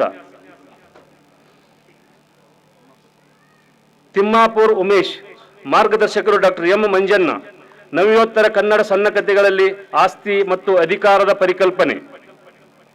ಹನುಮಂತ ತಳ್ಳಳ್ಳಿ, ಮಾರ್ಗದರ್ಶಕರು doctor S N Venkatapura, VM ಇನಾಮದಾರರ ವಿಮರ್ಶಾ ಸಾಹಿತ್ಯ. ಕಮತದ ವಿನಾಯಕ, ಮಾರ್ಗದರ್ಶಕರು doctor S N Venkatapura, Kannada ಗಜಲ್ಗಳಲ್ಲಿ ವಸ್ತು ಮತ್ತು ಅಭಿವ್ಯಕ್ತಿ. ಜಕ್ಕಣ್ಣವರ ಆನಂದ ಕುಮಾರ ಮಲ್ಲಿಕಾರ್ಜುನ, ಮಾರ್ಗದರ್ಶಕರು doctor H B Kolkar, Bendre ಕಾವ್ಯದಲ್ಲಿ ಪ್ರೇಮ ವಿವಿಧ ಆಯಾಮಗಳು.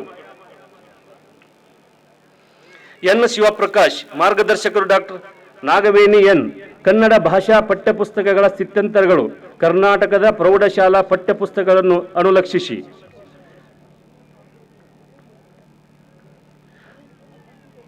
ಅಶೋಕ್ ಕಾಮತ್, ಡಾಕ್ಟರ್ ನಿಕೇತನ, ಮಾರ್ಗದರ್ಶಕರು, ಕನ್ನಡ ಆತ್ಮಕಥನಗಳಲ್ಲಿ ಶಾಲಾ ಶಿಕ್ಷಣದ ನೆಲೆಗಳು.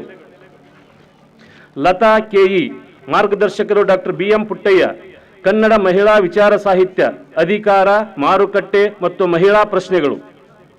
ಮಹಾಂತೇಶ್ ಎಸ್, ಮಾರ್ಗದರ್ಶಕರು ಡಾಕ್ಟರ್ ಎಂ ಮಲ್ಲಿಕಾರ್ಜುನ ಗೌಡ, ಕನ್ನಡ ನವೋದಯ ಸಣ್ಣ ಕಥೆಗಳಲ್ಲಿ ಪರಂಪರೆ ಮತ್ತು ಆಧುನಿಕತೆ, ಮಾಸ್ತಿ, ಆನಂದ, ಗೊರೂರರ ಕಥೆಗಳನ್ನು ಅನುಲಕ್ಷಿಸಿ. ಚೌಡೇಶ್ ಸಮಾದೇವನವರ, ಮಾರ್ಗದರ್ಶಕರು ಡಾಕ್ಟರ್ ವೆಂಕಟೇಶ್ ಇಂದ್ವಾಡಿ, ಬಾಲಬಸಪ್ಪಗಳ ಮೌಖಿಕ ಸಾಹಿತ್ಯ ಸಾಂಸ್ಕೃತಿಕ ಅಧ್ಯಯನ, ಕನ್ನಡ ಭಾಷಾಧ್ಯಯನ ವಿಭಾಗ. ರಕ್ಷಿತ್ ಅಪ, ಮಾರ್ಗದರ್ಶಕರು ಡಾಕ್ಟರ್ ಪಿ ಮಹಾದೇವಯ್ಯ, ದಕ್ಷಿಣ ಕನ್ನಡ ಪರಿಸರದ ಕನ್ನಡ ಕಲಿಕೆಯ ಸಮಸ್ಯೆಗಳು, ದ್ರಾವಿಡ ಸಂಸ್ಕೃತಿ ಅಧ್ಯಯನ ವಿಭಾಗ. ಸಂಗನಗೌಡ ಶಿವಣಗಿ, ಮಾರ್ಗದರ್ಶಕರು ಡಾಕ್ಟರ್ ಸುಚೇತಾ ನವರತ್ನ, ಕನ್ನಡ ನಾಟಕಗಳಲ್ಲಿ ಸ್ವಾತಂತ್ರ್ಯ ಚಳವಳಿ. ಮಮತಾ ಆರ್, ಮಾರ್ಗದರ್ಶಕರು ಡಾಕ್ಟರ್ ಎ ಸುಬ್ಬಣ್ಣ ರೈ, ಕನ್ನಡ ಮಹಿಳಾ ಪ್ರವಾಸ ಕಥನಗಳಲ್ಲಿ ಸ್ತ್ರೀ ಪ್ರತಿನಿಧೀಕರಣ. ಭಾಷಾಂತರ ಅಧ್ಯಯನ ವಿಭಾಗ. ಆರ್ ತಾರಿಣಿ ಸುಬಧಾಯಿನಿ, ಮಾರ್ಗದರ್ಶಕರು ಡಾಕ್ಟರ್ ಎ ಮೋಹನ್ ಕುಂಟಾರ, ಭಾಷಾಂತರದ ಸಾಂಸ್ಕೃತಿಕ ರಾಜಕಾರಣ, ಧೋರಣೆ ಮತ್ತು ರೂಪ, ವಸಾಹತುಕಾಲೀನ ಕನ್ನಡ ಪಠ್ಯಗಳನ್ನು ಅನುಲಕ್ಷಿಸಿ. ಅವಿನಾಶ್ ಟಿ, ಮಾರ್ಗದರ್ಶಕರು ಡಾಕ್ಟರ್ ಎಂ ಉಷಾ, ಆಧುನಿಕೋತ್ತರವಾದ ಅಂತರ್ ಸಾಂಸ್ಕೃತಿಕ ಅಧ್ಯಯನ ಸಾಹಿತ್ಯ ಕ್ಷೇತ್ರವನ್ನು ಅನುಲಕ್ಷಿಸಿ. ಅನಿತಾ ಪಿಎನ್, ಮಾರ್ಗದರ್ಶಕರು ಡಾಕ್ಟರ್ ವಿಠಲರಾವ್ ಟಿ ಗಾಯಕ್ವಾಡ್, ರಾಮಚಂದ್ರ ಶರ್ಮಾ, ಶಾಂತಿನಾಥ್ ದೇಸಾಯಿ ಮತ್ತು ಅನಂತಮೂರ್ತಿ ಕಥಾ ಸಾಹಿತ್ಯ ಪಾಶ್ಚಾತ್ಯ ಪ್ರೇರಣೆಗಳು. ಹುಲಗಬಾಳಿ ಪ್ರಿಯಂವಂದ ಮಹಾಲಿಂಗಪ್ಪ, ಮಾರ್ಗದರ್ಶಕರು ಡಾಕ್ಟರ್ ವಿಠಲರಾವ್ ಟಿ ಗಾಯಕ್ವಾಡ್, ಕನ್ನಡ ಸಾಹಿತ್ಯದಲ್ಲಿ ಅಕ್ಕ ಮಹಾದೇವಿ ಲೇಖ ಪುನರ್ಲೇಖ. ಸೌಮ್ಯಲತಾ ಪಿ, ಮಾರ್ಗದರ್ಶಕರು ಡಾಕ್ಟರ್ ಎ ಮೋಹನ್ ಕುಂಟಾರ, ಕನ್ನಡ ಕಾವ್ಯಗಳಲ್ಲಿ ನಾಡು ನುಡಿಯ ಪ್ರತಿನಿಧೀಕರಣ. ಲೀಲಾವತಿ ಜಿ, ಮಾರ್ಗದರ್ಶಕರು ಡಾಕ್ಟರ್ ಎ ಮೋಹನ್ ಕುಂಟಾರ್, ಕನ್ನಡ ತಮಿಳು ದಲಿತ ಸಾಹಿತ್ಯ ತೌಲನಿಕ ಅಧ್ಯಯನ. ಮಂಜುಳಾ ಶೆಟ್ಟಿ, ಮಾರ್ಗದರ್ಶಕರು ಡಾಕ್ಟರ್ ಎ ಮೋಹನ್ ಕುಂಟಾರ್, ಮಲಯಾಳಂ ಕಥನ ಸಾಹಿತ್ಯದಲ್ಲಿ ಸ್ತ್ರೀ ನಿರ್ವಚನ, ಕನ್ನಡ ಅನುವಾದಗಳನ್ನು ಅನುಲಕ್ಷಿಸಿ. ಹಸ್ತಪ್ರತಿಶಾಸ್ತ್ರ ವಿಭಾಗ. ಶ್ವೇತಾ ಎಚ್ ಬಿ, ಮಾರ್ಗದರ್ಶಕರು ಡಾಕ್ಟರ್ ಕೆ ರವೀಂದ್ರನಾಥ್, ಎಂಎಂ ಕಲಬುರ್ಗಿಯವರ ವಚನ ವ್ಯವಸಾಯ ಒಂದು ಅಧ್ಯಯನ. ಬಂಡಿ ವಿನೋದ ಮಾರುತಿ, ಮಾರ್ಗದರ್ಶಕರು ಡಾಕ್ಟರ್ ಎಸ್ ಆರ್ ಚನ್ನವೀರಪ್ಪ, ಆಧುನಿಕ ಪೂರ್ವ ಕನ್ನಡ ಸಾಹಿತ್ಯದಲ್ಲಿ ಸತಿ ಪದ್ಧತಿ. Ningappa Goravara, doctor F T Hallikeri, ಮಾರ್ಗದರ್ಶಕರು ಇಟ್ಟಪ್ಪ ಸಂಪ್ರದಾಯ ಸಾಂಸ್ಕೃತಿಕ ಅಧ್ಯಯನ. ಕಾಳಣ್ಣವರ ಚಂದ್ರಶೇಖರ್ ಮುತ್ತಪ್ಪ, ಮಾರ್ಗದರ್ಶಕರು ಡಾಕ್ಟರ್ ವೀರೇಶ್ ಬಡಿಗೇರ್, ಕನ್ನಡದಲ್ಲಿ ವಿಶ್ವಕರ್ಮ ಪತ್ರಿಕೆಗಳು ಹಾಗೂ ಅವುಗಳ ತಾತ್ವಿಕ ಸ್ವರೂಪ. ಸಂತೋಷ್ ಕುಮಾರ್ ಜಿ, ಮಾರ್ಗದರ್ಶಕರು ಡಾಕ್ಟರ್ ಕೆ ರವೀಂದ್ರನಾಥ, ಹಂಡೆ ಅರಸು ಮಣಿತನ ಸಾಂಸ್ಕೃತಿಕ ಅಧ್ಯಯನ. ಇಂಚಲ ಮಲ್ಲಿಕಾರ್ಜುನ ಸಿದ್ದರಾಮಪ್ಪ, ಮಾರ್ಗದರ್ಶಕರು ಡಾಕ್ಟರ್ ಎಸ್ ಅಂಗಡಿ, ಕುರುಬರ ಹೇಳಿಕೆಗಳು, ಸರ್ವೇಕ್ಷಣೆ ಮತ್ತು ವಿಶ್ಲೇಷಣೆ.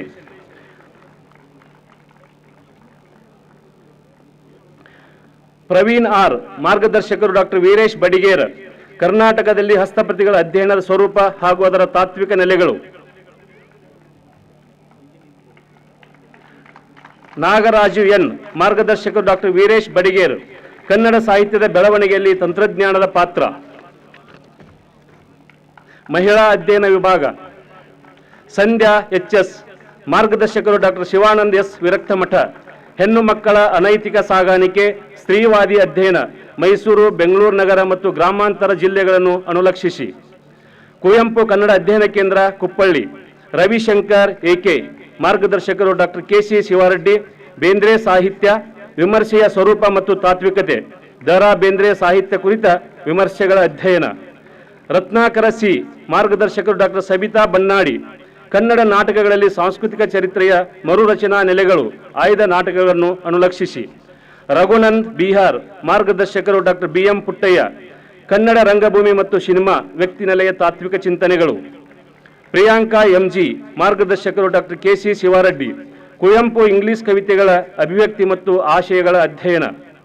ಭಾಗ್ಯಲಕ್ಷ್ಮಿ ಬಿ.ಎಸ್, ಮಾರ್ಗದರ್ಶಕರು ಡಾಕ್ಟರ್ ಕೆ.ಸಿ. ಶಿವಾರೆಡ್ಡಿ, ಮಹಾಕಾದಂಬರಿಗಳಲ್ಲಿ ಸ್ಥಳೀಯ ಜ್ಞಾನದ ಪ್ರತಿನಿಧೀಕರಣ.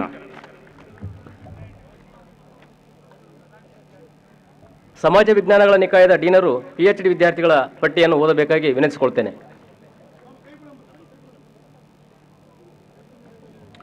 ಸಮಾಜ ವಿಜ್ಞಾನಗಳ ನಿಕಾಯದಲ್ಲಿ PhD ಅಧ್ಯಯನ ಮಾಡಿ ಪದವಿ ಪಡೆಯಲು ಅರ್ಹರಾದವರಿಗೆ ಪದವಿ ಪ್ರದಾನ ಮಾಡಬೇಕೆಂದು ಮಾನ್ಯ ಕುಲಾಧಿಪತಿಗಳಲ್ಲಿ ವಿನಂತಿಸಿಕೊಳ್ಳುತ್ತೇನೆ. ಮೊದಲಿಗೆ ಚರಿತ್ರೆ ವಿಭಾಗದ ಪದವಿಗಳು. ಬಾಬು BC, ಮಾರ್ಗದರ್ಶಕರು ಡಾಕ್ಟರ್ ಎಸ್ ಶಿವರಾಮು, ಜಿ ಮಾದೇಗೌಡರ ಚಿಂತನೆ ಹಾಗೂ ಹೋರಾಟ ಒಂದು ಅಧ್ಯಯನ. ಲಕ್ಷ್ಮೀ GR, ಮಾರ್ಗದರ್ಶಕರು ಡಾಕ್ಟರ್ BS ಪುಟ್ಟಸ್ವಾಮಿ, ಇತಿಹಾಸ ಆಕರಗಳ ಸಂಗ್ರಹಕಾರ ಕರ್ನಲ್ ಮೆಕಂಜಿ, ಚಾರಿತ್ರಿಕ ವಿಶ್ಲೇಷಣೆ. Mona Jacqueline Mendonsa, doctor Dennis Fernandes, ಮಾರ್ಗದರ್ಶಕರು ಅಪೋಸ್ತೋಲಿಕ್ ಕಾರ್ಮೆಲ್ ಸಭೆ, ಕರಾವಳಿ ಕರ್ನಾಟಕದ ಮಹಿಳಾ ಶಿಕ್ಷಣ ಮತ್ತು ಸಾಮಾಜಿಕ ಬದಲಾವಣೆ. ಪ್ರಭಾತ್ B, ಮಾರ್ಗದರ್ಶಕರು ಡಾಕ್ಟರ್ ಗಣಪತಿ ಗೌಡ ಎಸ್, ಕೆಳದಿ ಆಳ್ವಿಕೆಯ ತುಳುನಾಡಿನ ಸಮಾಜ ಆರ್ಥಿಕ ಅಧ್ಯಯನ. KN ಮಂಜುನಾಥ್, ಮಾರ್ಗದರ್ಶಕರು ಡಾಕ್ಟರ್ CR ಗೋವಿಂದರಾಜು, ಶಾಂತವೇರಿ ಗೋಪಾಲಗೌಡ ಅವರ ಸಮಾಜವಾದಿ ಚಿಂತನೆಗಳು ಹಾಗೂ ಕರ್ನಾಟಕದ ರಾಜಕಾರಣ. ನಿರ್ಮಲಾ M,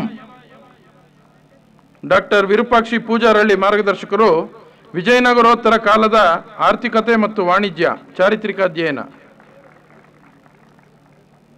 ಶಿವರಾಜ್ GO, ಮಾರ್ಗದರ್ಶಕರು ಡಾಕ್ಟರ್ K ಮೋಹನ್ ಕೃಷ್ಣ ರೈ, ಚಿತ್ರದುರ್ಗ ನಾಯಕರ ಆಳ್ವಿಕೆಯಲ್ಲಿ ಕೃಷಿ ಹಾಗೂ ವ್ಯಾಪಾರ ಸಂಬಂಧಗಳು.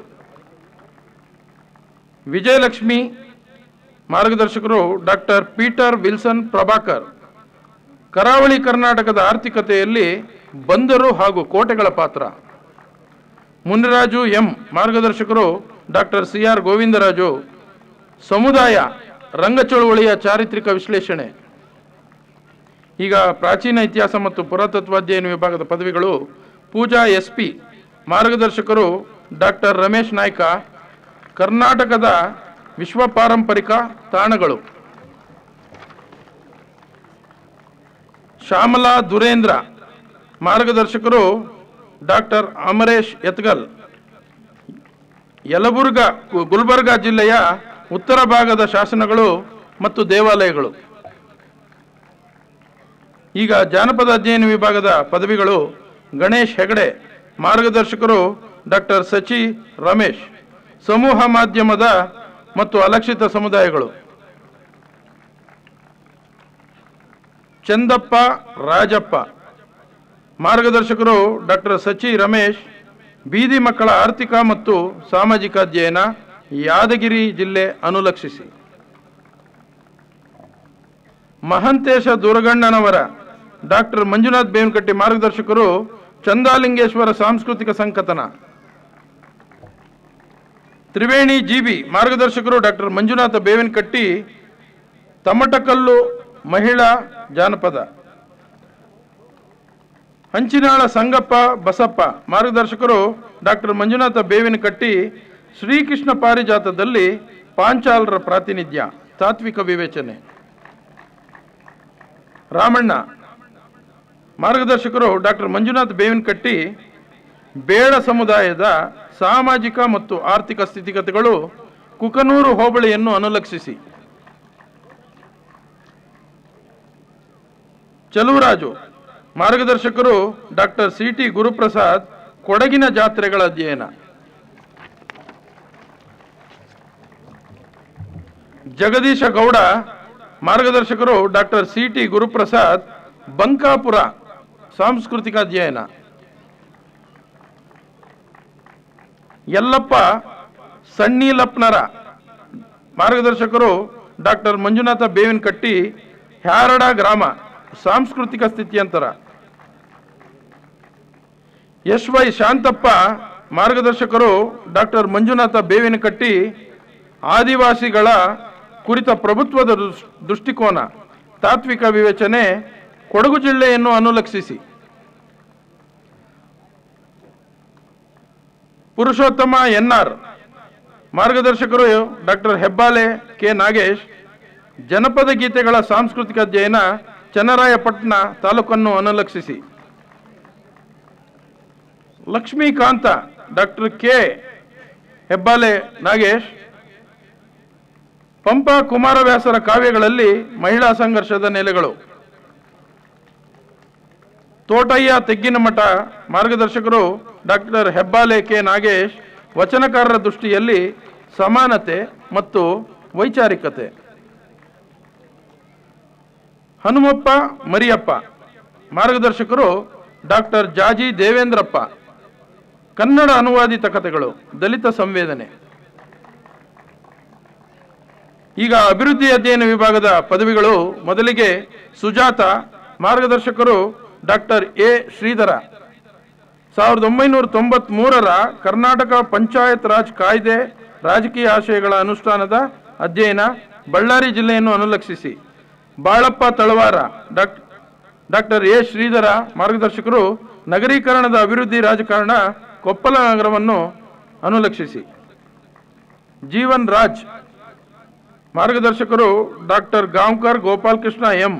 ಹೊಸ ಆರ್ಥಿಕ ನೀತಿ ಮತ್ತು ಶೈಕ್ಷಣಿಕ ವಲಯ, ದಕ್ಷಿಣ ಕನ್ನಡ ಜಿಲ್ಲೆಯನ್ನು ಅನುಲಕ್ಷಿಸಿ ಒಂದು ಅಧ್ಯಯನ. ಬೊಮ್ಮಯ್ಯ ಕೆ. ಮಾರ್ಗದರ್ಶಕರು doctor Siddhagangamma.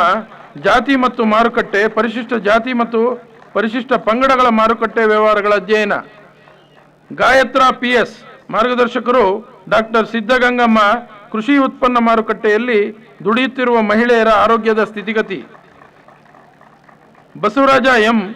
ಮಾರ್ಗದರ್ಶಕರು doctor A Sridhara. ಅಭಿವೃದ್ಧಿ ಮತ್ತು ಗುರುತಿನ ರಾಜಕೀಯ, ಬೋವಿ ಸಮುದಾಯದ ಗುರುತಿನ ರಾಜಕೀಯ ಅಧ್ಯಯನ. ಈಗ ಬುಡಕಟ್ಟು ಅಧ್ಯಯನ ವಿಭಾಗದ ಪದವಿಗಳು. ಮೊದಲಿಗೆ ವೇಷಗಾರು ರಾಮಾಂಜನೇಯ. ಮಾರ್ಗದರ್ಶಕರು ಡಾಕ್ಟರ್ KM ಮೇತ್ರಿ. ಬುಡಗ ಜಂಗಮ ಸಮುದಾಯದ ಸಾಮಾಜಿಕ ಅಧ್ಯಯನ. ನಾಗರಾಜ್ GS. ಮಾರ್ಗದರ್ಶಕರು ಡಾಕ್ಟರ್ ಗಂಗಾಧರ ದೈವಜ್ಞ. ಜೇನುಕುರುಬ ಮತ್ತು ಬೆಟ್ಟಕುರುಬ ಬುಡಕಟ್ಟುಗಳ ಪಾರಂಪರಿಕ ಜ್ಞಾನ. ಕಾಟಂಲಿಂಗಯ್ಯ P. ಮಾರ್ಗದರ್ಶಕರು ಡಾಕ್ಟರ್ ಗಂಗಾಧರ ದೈವಜ್ಞ. ವೇಶ್ಯಾವಾಟಿಕೆಯ ಸಾಮಾಜಿಕ ಸಂದರ್ಭಗಳು. ಪ್ರೇಮವ್ವ ಮುದುಟಗಿ ಯಲ್ಲಪ್ಪ. ಮಾರ್ಗದರ್ಶಕರು KM ಮೇತ್ರಿ. ಮಾಲ ಸಮುದಾಯದ ಸಾಮಾಜಿಕ ಅಧ್ಯಯನ. ಅಶ್ವಥ್ ಯಾದವ್ GS. ಮಾರ್ಗದರ್ಶಕರು ಡಾಕ್ಟರ್ AS ಪ್ರಭಾಕರ. ಜಾಗತೀಕರಣ ಸಂದರ್ಭದಲ್ಲಿ ಕಾಡುಗೊಲ್ಲರ ಆರ್ಥಿಕತೆ. ಪಾಪಯ್ಯ B.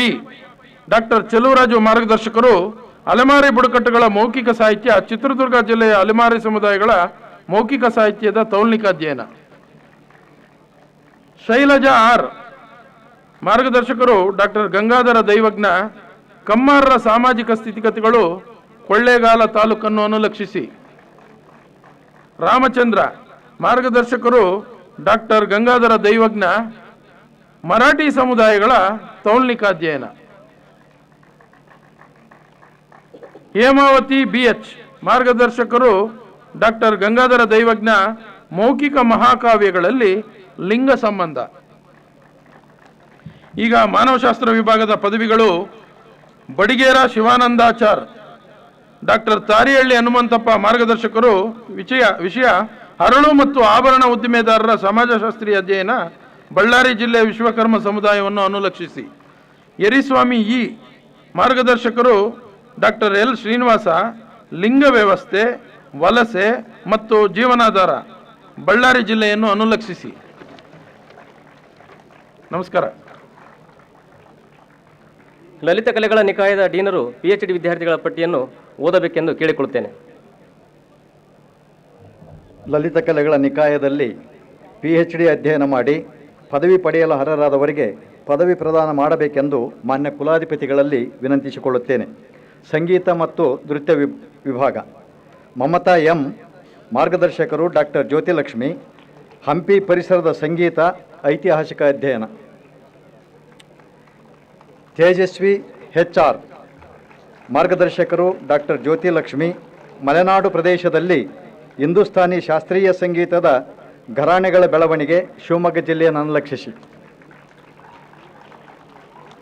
ತಿಮ್ಮಣ್ಣ ಭೀಮರಾಯ ಡಾಕ್ಟರ್ ಜ್ಯೋತಿಲಕ್ಷ್ಮಿ ಮಾರ್ಗದರ್ಶಕರು, ಹೈದರಾಬಾದ್ ಕರ್ನಾಟಕದ ಆಯ್ದ ಅಲೆಮಾರಿ ಸಮುದಾಯಗಳ ಸಂಗೀತ ಒಂದು ಅಧ್ಯಯನ.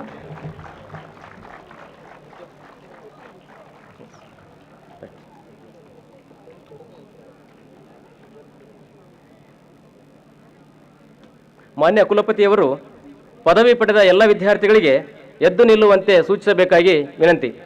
ಡಿಲಿಟ್ ಮತ್ತು PhD ವಿದ್ಯಾರ್ಥಿಗಳು ತಮ್ಮ ಕೈಯನ್ನು ಮುಂಚಾಚಬೇಕಾಗಿ ಕೋರ್ತೇನೆ. ಎಲ್ಲ ವಿದ್ಯಾರ್ಥಿಗಳು ದಯವಿಟ್ಟು ಎದ್ದು ನಿಲ್ಲಿರಿ. ಮಾನ್ಯ ಕುಲಾಧಿಪತಿಗಳು ಪದವೀಧರರಿಗೆ ಪ್ರತಿಜ್ಞಾವಿಧಿ ಬೋಧಿಸಲು ಕೋರುತ್ತೇನೆ. ಕನ್ನಡ ವಿಶ್ವವಿದ್ಯಾಲಯದ ಕುಲಾಧಿಪತಿಯಾಗಿ ನನಗೆ ದತ್ತವಾದ ಅಧಿಕಾರದಿಂದ ಉತ್ತೀರ್ಣರಾದ ಎಲ್ಲ ವಿದ್ಯಾರ್ಥಿಗಳಿಗೆ delete, PhD, MPhil, MA, MVA, M music, BU music, BBA ಹಾಗೂ ದೂರ ಶಿಕ್ಷಣ ಸ್ನಾತಕೋತ್ತರ ಮತ್ತು ಡಿಪ್ಲೊಮಾ ಪದವಿಗಳನ್ನು ನೀಡಲು ಸಮ್ಮತಿಸುತ್ತೇನೆ. ನೀವು ನಿಮ್ಮ ಜೀವನದ ನಡೆನುಡಿಗಳಲ್ಲಿ ಈ ಪದವಿಗಳಿಗೆ ತಕ್ಕವರಾಗಿ ವರ್ತಿಸಬೇಕೆಂದು ಆಜ್ಞಾಪಿಸುತ್ತೇನೆ. ಧನ್ಯವಾದಗಳು. ಈಗ ಮುಖ್ಯ ಅತಿಥಿಗಳಾದ ಪ್ರೊಫೆಸರ್ ಪದ್ಮಾಶೇಖರ್ ಅವರನ್ನು ಘಟಿಕೋತ್ಸವ ಭಾಷಣಕ್ಕಾಗಿ ಮಾನ್ಯ ಕುಲಪತಿಯವರು ಸನ್ಮಾನ್ಯ ಕುಲಾಧಿಪತಿಗಳ ಅನುಮತಿಯನ್ನು ಪಡೆಯಲು ವಿನಂತಿಸುತ್ತೇನೆ. ಘನತೆವೆತ್ತ ಕುಲಾಧಿಪತಿಗಳೇ, ಈ ಘಟಿಕೋತ್ಸವದ ಭಾಷಣ ಮಾಡಬೇಕೆಂದು ಪ್ರೊಫೆಸರ್ ಪದ್ಮಾಶೇಖರ್ ಅವರನ್ನು ಕೋರಲು ತಮ್ಮ ಅನುಮತಿ ಬಯಸುತ್ತೇನೆ. ಅನುಮತಿ ನೀಡುತ್ತೇನೆ. ಈಗ ಮುಖ್ಯ ಅತಿಥಿಗಳ ಪರಿಚಯ. ಭಾಷಾ ನಿಕಾಯದ ಡೀನರಾದ ಡಾಕ್ಟರ್ ವೀರೇಶ ಬಡಿಗೇರ ಅವರಿಂದ. ಪ್ರೊಫೆಸರ್ ಪದ್ಮಾಶೇಖರ್ ಅವರು ಕೊಡಗು ಮೂಲದವರು.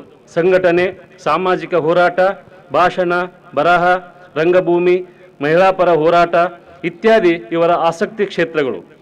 ಮೈಸೂರು ವಿಶ್ವವಿದ್ಯಾಲಯದಲ್ಲಿ ಜೈನಶಾಸ್ತ್ರ ಮತ್ತು ಪ್ರಾಕೃತ ವಿಭಾಗದ ಮುಖ್ಯಸ್ಥರಾಗಿ, ಮಹಿಳಾ ಅಧ್ಯಯನ ವಿಭಾಗದ ನಿರ್ದೇಶಕರಾಗಿ, ಕ್ರೈಸ್ತಶಾಸ್ತ್ರ ವಿಭಾಗದ ಅಧ್ಯಕ್ಷರಾಗಿ, ಮಹಿಳಾ ವಸತಿ ನಿಲಯಗಳ ಮುಖ್ಯ ಮೇಲ್ವಿಚಾರಣಾಧಿಕಾರಿಯಾಗಿ ಸೇವೆ ಸಲ್ಲಿಸಿದ್ದಾರೆ. 2015ರಿಂದ 2019ರವರೆಗೆ ಕರ್ನಾಟಕ ಸಂಸ್ಕೃತ ವಿಶ್ವವಿದ್ಯಾಲಯದ ಕುಲಪತಿಯಾಗಿ ಕಾರ್ಯನಿರ್ವಹಿಸಿದ್ದಾರೆ. ಶ್ರೀಯುತರು ಮಹಾವೀರ ಕಮಲಾ ಹಂಪಾಣ, ಕನ್ನಡದ ಕಾರಣಿಕ ಹಾಮಾನಾಯಕರ ಮುಂತಾದವರ ಜೀವನ ಚರಿತ್ರೆಗಳನ್ನು ರಚಿಸಿದ್ದಾರೆ. ಪರಿಸ್ಪಂದನ, ಭರತೇಶ ವೈಭವ, ಒಂದು ನೋಟ, ಬಸವಣ್ಣ, ಕೋಗಿಲೆ ಮತ್ತು ಸೋಯತ್ ರಷ್ಯಾ ಮುಂತಾದ ವಿಮರ್ಶಾ ಕೃತಿಗಳನ್ನು ಬರೆದಿದ್ದಾರೆ. ಮೂಲತಃ ಸಂಶೋಧನೆಯಲ್ಲಿ ಆಸಕ್ತಿ ಹೊಂದಿರುವ ಇವರಿಂದ ಕನ್ನಡ ಛಂದಸ್ಸು ಒಂದು ಅವಲೋಕನ, ಜನಪದ ಮನೋರಂಜಕರು, ಜೀವಂದರ ಕಥಾ ಸಾಹಿತ್ಯ, ಪರವ್ಯೂ ಆಫ್ ಪ್ರಾಕೃತ, ಜೈನಶಾಸ್ತ್ರ ಕೆಲವು ಅಧ್ಯಯನಗಳು, ಕನ್ನಡ ಮತ್ತು ಪ್ರಾಕೃತ ಸಂಬಂಧ ಮುಂತಾದ ಸಂಶೋಧನಾ ಕೃತಿಗಳು ರಚನೆಯಾಗಿವೆ. ಹಕ್ಕೆಯ ಹರೆಯ ಹಾಗೂ ಉರಿಯ ಚಪ್ಪರ ಕವನ ಸಂಕಲನಗಳನ್ನು ಹೊರತಂದಿದ್ದಾರೆ. ಸಂಪಾದಿತ ಕೃತಿಗಳಾಗಿ ಪಂಚಲಿಂಗ ಶ್ರೀಕಂಠ, ಶ್ರೀಮುಖ, ವಜ್ರದೀಪ್ತಿ, ನಮ್ಮ ನಾಯಕರು, ನಮ್ಮ ನಾಡೋಜ, ನಾಗಸಂಪದ, ರಾಜಪಥ ಪ್ರಮುಖವಾದಂಥ ಕೃತಿಗಳು. ರಾಷ್ಟ್ರೀಯ ಮತ್ತು ಅಂತಾರಾಷ್ಟ್ರೀಯ ಪತ್ರಿಕೆಗಳನ್ನು ಒಳಗೊಂಡಂತೆ 50ಕ್ಕೂ ಹೆಚ್ಚು ಲೇಖನಗಳು, ಕೃತಿ ವಿಮರ್ಶೆ, ಜೈನಶಾಸ್ತ್ರ, ವಚನ ಸಾಹಿತ್ಯ ಹಾಗೂ ಜನಪದ ಸಾಹಿತ್ಯಕ್ಕೆ ಸಂಬಂಧಿಸಿದಂತೆ 100ಕ್ಕೂ ಹೆಚ್ಚು ಲೇಖನಗಳನ್ನು ಪ್ರಕಟಿಸಿದ್ದಾರೆ. ಮಹಿಳಾ ಅಧ್ಯಯನಕ್ಕೆ ಸಂಬಂಧಿಸಿದಂತೆ ಅವಿಭಕ್ತ ಕುಟುಂಬ, ಗ್ರಾಮೀಣ ಮಹಿಳೆ ಮತ್ತು ಆರ್ಥಿಕತೆ, ಮಹಿಳಾ ಶಿಕ್ಷಣ ಮತ್ತು ಭಾರತೀಯ ಸಂಸ್ಕೃತಿ, ಮಹಿಳೆ ಮತ್ತು ಸಮಕಾಲೀನ ಸವಾಲುಗಳು, ಸಮಸ್ಯೆ ಮತ್ತು ಪರಿಹಾರ, ಮಹಿಳಾ ಸಬಲೀಕರಣ ಒಂದು ನೋಟ ಮುಂತಾದ ಮಹಿಳಾ ಚಿಂತನೆಯುಳ್ಳ ದಿಕ್ಸೂಚಿ ಭಾಷಣಗಳನ್ನು ಮಾಡಿದ ಹಿರಿಮೆ ಇವರದು. ಜೈನ, ಕನ್ನಡ, ಜನಪದ, ಕ್ರೈಸ್ತ ಹಾಗೂ ಇಸ್ಲಾಂ ಸಾಹಿತ್ಯ ಸಂಸ್ಕೃತಿಗೆ ಸಂಬಂಧಿಸಿದಂತೆ 24 ವಿದ್ಯಾರ್ಥಿಗಳಿಗೆ PhD ಮಾರ್ಗದರ್ಶನ, 40ಕ್ಕೂ ಹೆಚ್ಚು MPhil ಕಿರು ಪ್ರಬಂಧಗಳ ಮೌಲ್ಯಮಾಪನ ಹಾಗೂ ಮಾರ್ಗದರ್ಶನ ಮಾಡಿದ್ದಾರೆ. ಶ್ರೀಯುತರು ತ್ರಿವೇಂದ್ರಮ್ಮನ ದ್ರಾವಿಡ ವಿಜ್ಞಾನಗಳ ಸಂಸ್ಥೆ, ಮದ್ರಾಸ್ ಕನ್ನಡ ಸಂಘ, ನವದೆಹಲಿಯ ಅಖಿಲ ಭಾರತ ಮಹಿಳಾ ಕಲ್ಯಾಣ ಸಂಘಟನೆ ಸದಸ್ಯರಾಗಿ ದುಡಿದಿದ್ದಾರೆ. ದೇಣಿಗೆ ಸಂಗ್ರಹ ಮಾಡಿ ಮೈಸೂರು ವಿಶ್ವವಿದ್ಯಾಲಯದ ಜೈನಶಾಸ್ತ್ರ ವಿಭಾಗದ ನೂತನ ಕಟ್ಟಡ, ಸಂಸ್ಕೃತ ವಿಶ್ವವಿದ್ಯಾಲಯದಲ್ಲಿ ಆಡಳಿತ ಕಚೇರಿಯ ಕಟ್ಟಡ, ಭಾರತದಲ್ಲಿ ಮೊಟ್ಟ ಮೊದಲ ಬಾರಿಗೆ ಮೈಸೂರಿನಲ್ಲಿ ಶೈವ ಸಂಶೋಧನಾ ಕೇಂದ್ರದ ಸ್ಥಾಪನೆ ಹಾಗೂ ಸಂಸ್ಕೃತ ವಿಶ್ವವಿದ್ಯಾಲಯದ ಘಟಕ ಕಾಲೇಜುಗಳಾದ ಶ್ರೀ ಶ್ಯಾಮರಾಜೇಂದ್ರ ಸಂಸ್ಕೃತ ಕಾಲೇಜ್, ಮೈಸೂರಿನ ಶ್ರೀ ಮಹಾರಾಜ ಸಂಸ್ಕೃತ ಕಾಲೇಜುಗಳಲ್ಲಿ ಪರಿಶಿಷ್ಟ ಜಾತಿ ಮತ್ತು ಪರಿಶಿಷ್ಟ ಪಂಗಡ ವಿದ್ಯಾರ್ಥಿಗಳಿಗಾಗಿ ವಿದ್ಯಾರ್ಥಿ ನಿಲಯನ ಸ್ಥಾಪನೆ, ಮೇಲುಕೋಟೆ ಸಂಸ್ಕೃತ ಸಂಶೋಧನಾ ಸಂಸ್ಥೆಯಲ್ಲಿ ಶ್ರೀಮದ್ ರಾಮಾನುಜಾಚಾರ್ಯ ಹೆಸರಿನಲ್ಲಿ ಗ್ರಂಥಾಲಯ ನಿರ್ಮಾಣ ಮಾಡಿರುವುದು ಇವರ ಕರ್ತೃತ್ವ ಶಕ್ತಿಗೆ ನಿದರ್ಶನವಾಗಿದೆ. ಇವರ ಸಾಧನೆಯನ್ನು ಗೌರವಿಸಿ ಮಾತೃಶ್ರೀ ರತ್ನಮ್ಮ ಹೆಗಡೆ ಪ್ರಶಸ್ತಿ, ಅಂಬರೀಷ್ ಸಾಹಿತ್ಯ ಪ್ರಶಸ್ತಿ, ಗೊರೂರು ಸಾಹಿತ್ಯ ಪ್ರಶಸ್ತಿ, ಶ್ರವಣಬೆಳಗೊಳದ ರಾಷ್ಟ್ರೀಯ ಪ್ರಶಸ್ತಿ, ಗೋರನಾಥ್ ರಾಷ್ಟ್ರೀಯ ಪುರಸ್ಕಾರ, ಶ್ರೀ ಚೌಡಯ್ಯ ಸಾಹಿತ್ಯ ಪ್ರಶಸ್ತಿ, ಆನೆ ಉಪಾಧ್ಯಾಯ ಪ್ರಶಸ್ತಿ, ಸ್ವಪ್ನ ಬುಕ್ ಹೌಸ್ದ ರಾಜ್ಯೋತ್ಸವ ಪ್ರಶಸ್ತಿ, ಮಾತೃಶ್ರೀ ಸಾವಿತ್ರಿಬಾಯಿ ಫುಲೆ ಪ್ರಶಸ್ತಿ, ಆದರ್ಶ ಮಹಿಳಾ ರಾಷ್ಟ್ರೀಯ ಪುರಸ್ಕಾರಗಳಲ್ಲದೆ ಕೊಡಗು ಜಿಲ್ಲಾ ಕನ್ನಡ ಸಾಹಿತ್ಯ ಸಮ್ಮೇಳನದ ಅಧ್ಯಕ್ಷತೆಯ ಗೌರವವನ್ನು ಪಡೆದಿದ್ದಾರೆ. ಶೈಕ್ಷಣಿಕ ಹಾಗೂ ಸಾಹಿತ್ಯ ಕ್ಷೇತ್ರದಲ್ಲಿ ಅಪಾರ ಸೇವೆ ಸಲ್ಲಿಸಿರುವ ಪ್ರೊಫೆಸರ್ ಪದ್ಮಾಶೇಖರ್ ಅವರು ಕನ್ನಡ ವಿಶ್ವವಿದ್ಯಾಲಯದ 29ನೇ ನುಡಿ ಹಬ್ಬದಲ್ಲಿ ಘಟಿಕೋತ್ಸವ ಭಾಷಣ ಮಾಡಬೇಕಾಗಿ ಗೌರವಪೂರ್ವಕವಾಗಿ ಭಿನ್ನಯಿಸಿಕೊಳ್ಳುತ್ತೇನೆ. ಎಲ್ಲರಿಗೂ ನಮಸ್ಕಾರ. ಕರ್ನಾಟಕದ ಘನತೆವಿತ್ತ ರಾಜ್ಯಪಾಲರು, ಕುಲಾಧಿಪತಿಗಳು ಆಗಿರುವ ಸನ್ಮಾನ್ಯ ಶ್ರೀ ವಜೂಭಾಯಿ ವಾಲಾಜಿಯವರೇ, ರಾಜ್ಯ ಸರ್ಕಾರದ ಉಪಮುಖ್ಯಮಂತ್ರಿಗಳು, ಉನ್ನತ ಶಿಕ್ಷಣ ಸಚಿವರು, ಸಮಕುಲಾಧಿಪತಿಗಳು ಆದಂತಹ ಡಾಕ್ಟರ್ ಅಶ್ವಥ್ ನಾರಾಯಣ ಅವರೇ, ನಮ್ಮೆಲ್ಲರ ಸ್ವಾಭಿಮಾನದ ಪ್ರತೀಕ ಕನ್ನಡ ವಿಶ್ವವಿದ್ಯಾನಿಲಯದ ಕುಲಪತಿಗಳಾದ, ಇವತ್ತಿನ ಕುಲಾಧಿಪತಿಗಳಾದ ಡಾಕ್ಟರ್ ಸಚಿ ರಮೇಶ್ ಅವರೇ, ಕುಲಸಚಿವರು, ಇವತ್ತಿನ ಕುಲಪತಿಗಳು ಆದಂತಹ ಡಾಕ್ಟರ್ ಸುಬ್ಬಣ್ಣ ರೈ ಅವರೇ, ಅಧ್ಯಯನದ ನಿರ್ದೇಶಕರಾದ ಮಹದೇವಯ್ಯನವರೇ, ನಾಡೋಜ ಪ್ರಶಸ್ತಿಯನ್ನು ಪುರಸ್ಕಾರಕ್ಕೆ ಒಳಗಾದ ಜಗದೀಶ್ ಎಸ್ ಗುಡುಗಂಟಿಯವರೇ, ಡಾಕ್ಟರ್ ಕೃಷ್ಣ ಪ್ರಸಾದ್ ಅವರೇ, ವಿದ್ವತ್ ಜನರೇ, ಪತ್ರಿಕಾ ಪ್ರತಿನಿಧಿಗಳೇ, ಸಿಂಡಿಕೇಟ್ ಸೆನೆಟ್ ಸದಸ್ಯರೇ, ಅಧ್ಯಾಪಕೇತರ ಮಿತ್ರರೇ, ಎಲ್ಲರಿಗೂ ಶುಭ ಸಂಜೆಯ ವಂದನೆಗಳನ್ನು ಸಲ್ಲಿಸ್ತೇನೆ. ನನ್ನ ಮಾತಿಗೆ ಮುನ್ನ ವಿಶೇಷವಾಗಿ ಈ ನುಡಿ ಹಬ್ಬದಲ್ಲಿ ನಾನೂ ಪಾಲ್ಗೊಳ್ಳಲು ಅವಕಾಶ ಕೊಟ್ಟ ವಿಶ್ವವಿದ್ಯಾನಿಲಯದ ಎಲ್ಲರಿಗೂ, ಮತ್ತೊಮ್ಮೆ ಕುಲಾಧಿಪತಿಗಳಾದ ರಾಜ್ಯಪಾಲರಿಗೂ ನಾನು ಕೃತಜ್ಞತೆ ಸಲ್ಲಿಸಲಿಕ್ಕೆ ಇಚ್ಛೆಪಡ್ತೇನೆ. ಕನ್ನಡ ವಿಶ್ವವಿದ್ಯಾನಿಲಯ ಆರಂಭವಾದಾಗಿನಿಂದಲೂ ಕೂಡ ನಾನು ಬಹು ಹತ್ತಿರದಿಂದ ಬಲ್ಲೆ. ಕನ್ನಡದ ಅಸ್ಮಿತೆಯನ್ನೇ ಏಕೈಕ ಗುರಿಯನ್ನಾಗಿಸಿಕೊಂಡ ವಿಶ್ವವಿದ್ಯಾನಿಲಯ ಇದು. ತಾತ್ವಿಕವಾಗಿ ಹೇಳುವುದಾದರೆ ಸಂಸ್ಕೃತಿ ಮತ್ತು ಜನಮಾನಸದ ಪ್ರಬುದ್ಧತೆಯನ್ನು ಕೇಂದ್ರವಾಗಿರಿಸಿಕೊಂಡು ಬೌದ್ಧಿಕ ಶ್ರೀಮಂತಿಕೆಯನ್ನು ಅತ್ಯಂತ ದೊಡ್ಡ ಮಟ್ಟದಲ್ಲಿ ಪೋಷಿಸುತ್ತಾ ಬಂದ ವಿಶ್ವವಿದ್ಯಾನಿಲಯ ಇದು. ಇದಕ್ಕೆ ಕಾರಣವಿದೆ. ಈ ವಿಶ್ವವಿದ್ಯಾನಿಲಯ ಜ್ಞಾನವನ್ನು ಕೇವಲ ಶಿಕ್ಷಣದ ಮೂಲಕ ಪ್ರಸರಿಸುವುದು ಆಗಿರಲಿಲ್ಲ, ಸೃಷ್ಟಿಸುವುದು ಕೂಡ ಆಗಿತ್ತು. ಜಗತ್ತಿನ ಜ್ಞಾನವನ್ನು ಕನ್ನಡಕ್ಕೂ, ಕನ್ನಡದ ಜ್ಞಾನವನ್ನು ಜಗತ್ತಿಗೂ ಪರಿಚಯಿಸುವುದಾಗಿತ್ತು. ಇಲ್ಲಿನ ಸಮಸ್ತ ಜನಸಮುದಾಯದ ಪರಂಪರೆಯಿಂದ ಬಂದ ಬದುಕು, ಕಲೆ, ಸಾಹಿತ್ಯ, ವಿಜ್ಞಾನ, ತಂತ್ರಜ್ಞಾನ, ಲೋಕದೃಷ್ಟಿಗಳನ್ನು ತಿಳಿವನ್ನು ಶೋಧಿಸಿ ಸಂಗ್ರಹಿಸಿ ಸಂಶೋಧನೆ ನಡೆಸುವುದಾಗಿತ್ತು. ಅದರ ಫಲಿತಗಳನ್ನು ಸಮಕಾಲೀನ ಅಗತ್ಯಗಳಿಗೆ ಹೊಂದಿಸುವುದಾಗಿತ್ತು. ಮಾತ್ರವಲ್ಲ, ಜಗತ್ತಿನ ಜ್ಞಾನಕ್ಕೆ ಇಲ್ಲಿನ ನೆಲಮೂಲದ ಜ್ಞಾನವನ್ನು ಮುಖಾಮುಖಿಯಾಗಿಸುವುದಾಗಿತ್ತು. ಈ ವಿನ್ಯಾಸವನ್ನು ಇದುವರೆಗೆ ಆಡಳಿತ ನಡೆಸಿದ ಎಲ್ಲ ಕುಲಪತಿಗಳು ಅತ್ಯಂತ ಪ್ರಾಮಾಣಿಕವಾಗಿ ಉಳಿಸಿಕೊಂಡು ಬೆಳೆಸಿಕೊಂಡು ಬಂದಿದ್ದಾರೆ. ಅವರಿಗೆ ಬೆಂಬಲವಾಗಿ ಆಂತರಿಕ ಶಕ್ತಿಯಾಗಿ ಅಪರೂಪದ ವಿದ್ವಾಂಸರ ತಂಡ ಇಲ್ಲಿತ್ತು, ಇದೆ ಎಂಬುದೇ ಬೆರಗಿನ ವಿಚಾರ. ಕನ್ನಡದ ಕಾಯಕವನ್ನು ಈ ಮೊದಲೇ ಕುವೆಂಪು ಅವರು ಶ್ರಮದಿಂದ ಕಟ್ಟಿ ಬೆಳೆಸಿದ ಮೈಸೂರು ವಿಶ್ವವಿದ್ಯಾನಿಲಯ, ಬೌದ್ಧಿಕ ಸ್ತರದಲ್ಲಿ ಬೆಳೆದು ನಿಂತ ಬೆಂಗಳೂರು ವಿಶ್ವವಿದ್ಯಾನಿಲಯ ಮಾಡಿವೆ. ಇವೆರಡು ಭಿನ್ನ ಭಿನ್ನ ಸ್ವರೂಪದಲ್ಲಿ ಕನ್ನಡದ ಕೈಂಕರ್ಯವನ್ನು ನಡೆಸಿವೆ ಎಂದು ಹೇಳಲು ನಾನು ಸಂಭ್ರಮ ಪಡುತ್ತೇನೆ. ಜ್ಞಾನ ದೀವಿಗೆಯನ್ನು ಎಲ್ಲೆಲ್ಲೂ ಹಚ್ಚುವುದು ಸುಲಭ, ಆದರೆ ಅದು ಆರದಂತೆ ನೋಡಿಕೊಳ್ಳುವುದು ವರ್ತಮಾನದ ತುರ್ತು ಜರೂರು ಕೂಡ. ಜ್ಞಾನವನ್ನು ತಾತ್ವಿಕ ನೆಲೆಯಲ್ಲಿ ಗ್ರಹಿಸುವುದು ಎಷ್ಟು ಸುಖವೋ ಅಷ್ಟೇ ಕಷ್ಟದಾಯಕವೂ ಹೌದು. ಗ್ರೀಕ್ ತತ್ವಜ್ಞಾನಿ ಸಾಕ್ರಟೀಸ್ ಸತ್ಯದ ಪ್ರಾಯೋಗಿಕ ನೆಲೆಯನ್ನು ಶೋಧಿಸಿ ಹೊರಟು ತನ್ನನ್ನು ತಾನು ಇಲ್ಲವಾಗಿಸಿಕೊಂಡ. ಸಂಸ್ಕೃತಿ ಮತ್ತು ಜನಪರತೆಯನ್ನು ಪ್ರೀತಿಸುವವರು ಯಾವುದರಲ್ಲಾದರೂ ಒಂದನ್ನು ಶೋಧಿಸಲು ಇಚ್ಛೆ ಪಡುವುದಿಲ್ಲ. ಚರಿತ್ರೆಯನ್ನು ಗಂಭೀರವಾಗಿ ಅಧ್ಯಯನ ಮಾಡಿದರೆ ಇದರ ವಸ್ತು ಸ್ಥಿತಿ ನಮಗೆ ಅರ್ಥವಾಗುತ್ತದೆ. ಚರಿತ್ರೆ ವೈಯಕ್ತಿಕ ಮತ್ತು ಸಾಮೂಹಿಕ ಎರಡು ನೆಲೆಯಲ್ಲಿ ತನ್ನನ್ನು ವಿಶ್ಲೇಷಿಸಿಕೊಳ್ಳುತ್ತದೆ. ಜನಪರವಾದ ಸಾಂಸ್ಥಿಕ ನೆಲೆಯನ್ನು ವೈಯಕ್ತಿಕವಾದುದು ಯಾವಾಗಲೂ ವಿರೋಧಿಸಿಕೊಂಡೇ ಬಂದಿದೆ.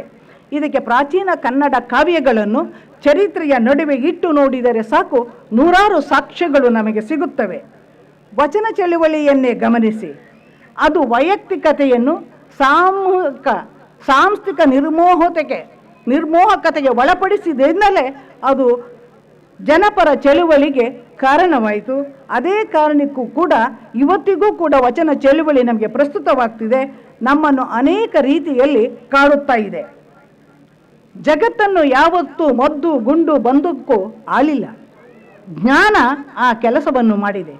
ಏಕೆಂದರೆ ಜ್ಞಾನ ಜೀವಮುಖಿಯಾದದ್ದು, ಅದನ್ನಾರು ದುರುಪಯೋಗಪಡಿಸಿಕೊಳ್ಳಲು ಸಾಧ್ಯವಿಲ್ಲ, ಕದಿಯಲೂ ಸಾಧ್ಯವಿಲ್ಲ, ಅನ್ಯತ್ರ ಬಳಸಿಕೊಳ್ಳಲೂ ಕೂಡ ಸಾಧ್ಯವಿಲ್ಲ. ಏಕೆಂದರೆ ಜ್ಞಾನದ ತಾತ್ವಿಕ ಗುಣವೇ ನಿರ್ಭಯ. ನಿರ್ಭಯದಿಂದಲೇ ಬಹುಮುಖಿ ಆಲೋಚನೆಗಳು ಹುಟ್ಟುತ್ತವೆ. ಇದು ಹುಟ್ಟುವುದೇ ಜ್ಞಾನದ ನಿರ್ದಿಗಂತ ಸ್ಥಿತಿಯಲ್ಲಿ.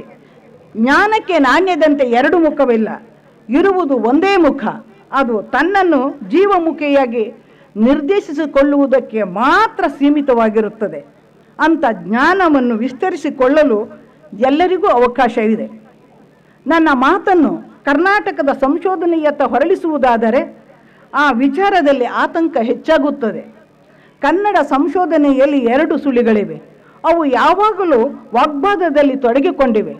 ಪಂಪಕವಿಯೂ ಕೂಡ ಇದಕ್ಕೆ ಹೊರತಲ್ಲ. ಆ ಕವಿ ಕೃತಿಯನ್ನು ಕುರಿತು ಭಾಷೆಯ ಹೆಜ್ಜೆಗಳನ್ನು ಗುರುತಿಸುವ ರೀತಿಯಲ್ಲಿಯೇ ವಿವಿಧ ಆಕಾರಗಳು ನಿರ್ಮಾಣಗೊಂಡಿವೆ.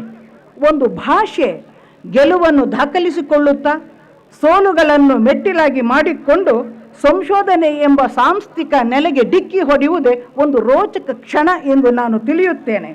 ಆಶ್ಚರ್ಯ ಎಂದರೆ ಸಂಶೋಧನೆಯನ್ನು ಕಬ್ಬಿಣದ ಕಡಲೆ ಎಂದು ಭಾವಿಸುವವರೇ ಹೆಚ್ಚಾಗುತ್ತಿದ್ದಾರೆ. ಇದು ಅಪಾಯಕಾರಿಯಾದ ಸಂಗತಿ. ಸಂಶೋಧನೆ ಅಪರೂಪದ ಜ್ಞಾನ ಶಿಸ್ತು. ಅದರ ತಾರ್ಕಿಕ ಸಂದರ್ಭವನ್ನು ನಾವೆಲ್ಲರೂ ಕೂಡ ಗೌರವಿಸಲೇಬೇಕು. ಸಂಶೋಧನೆ ಎಂದರೆ ಹೆಕ್ಕಿ ತೆಗೆಯುವುದು, ವಿಶ್ಲೇಷಿಸುವುದು, ವಾಗ್ವಾದಕ್ಕೆ ತೊಡಗುವುದು, ಇದೆಲ್ಲ ಅರ್ಥವಿದೆ. ಆದರೆ ಅದಕ್ಕೆ ಸೃಜನಶೀಲೆಯ ಸ್ಪರ್ಶ ಇಲ್ಲ, ಮನಸ್ಸನ್ನು ಮುಟ್ಟುವ ಸ್ನಿಗ್ಧತೆ ಅದಕ್ಕಿಲ್ಲ ಎನ್ನುವವರು ಇದ್ದಾರೆ. ಮರಾಠಿಯಲ್ಲಿ ಇರಾವತಿ ಕರ್ವೆ ಎಂಬ ವಿದ್ವಾಂಸರಿದ್ದಾರೆ.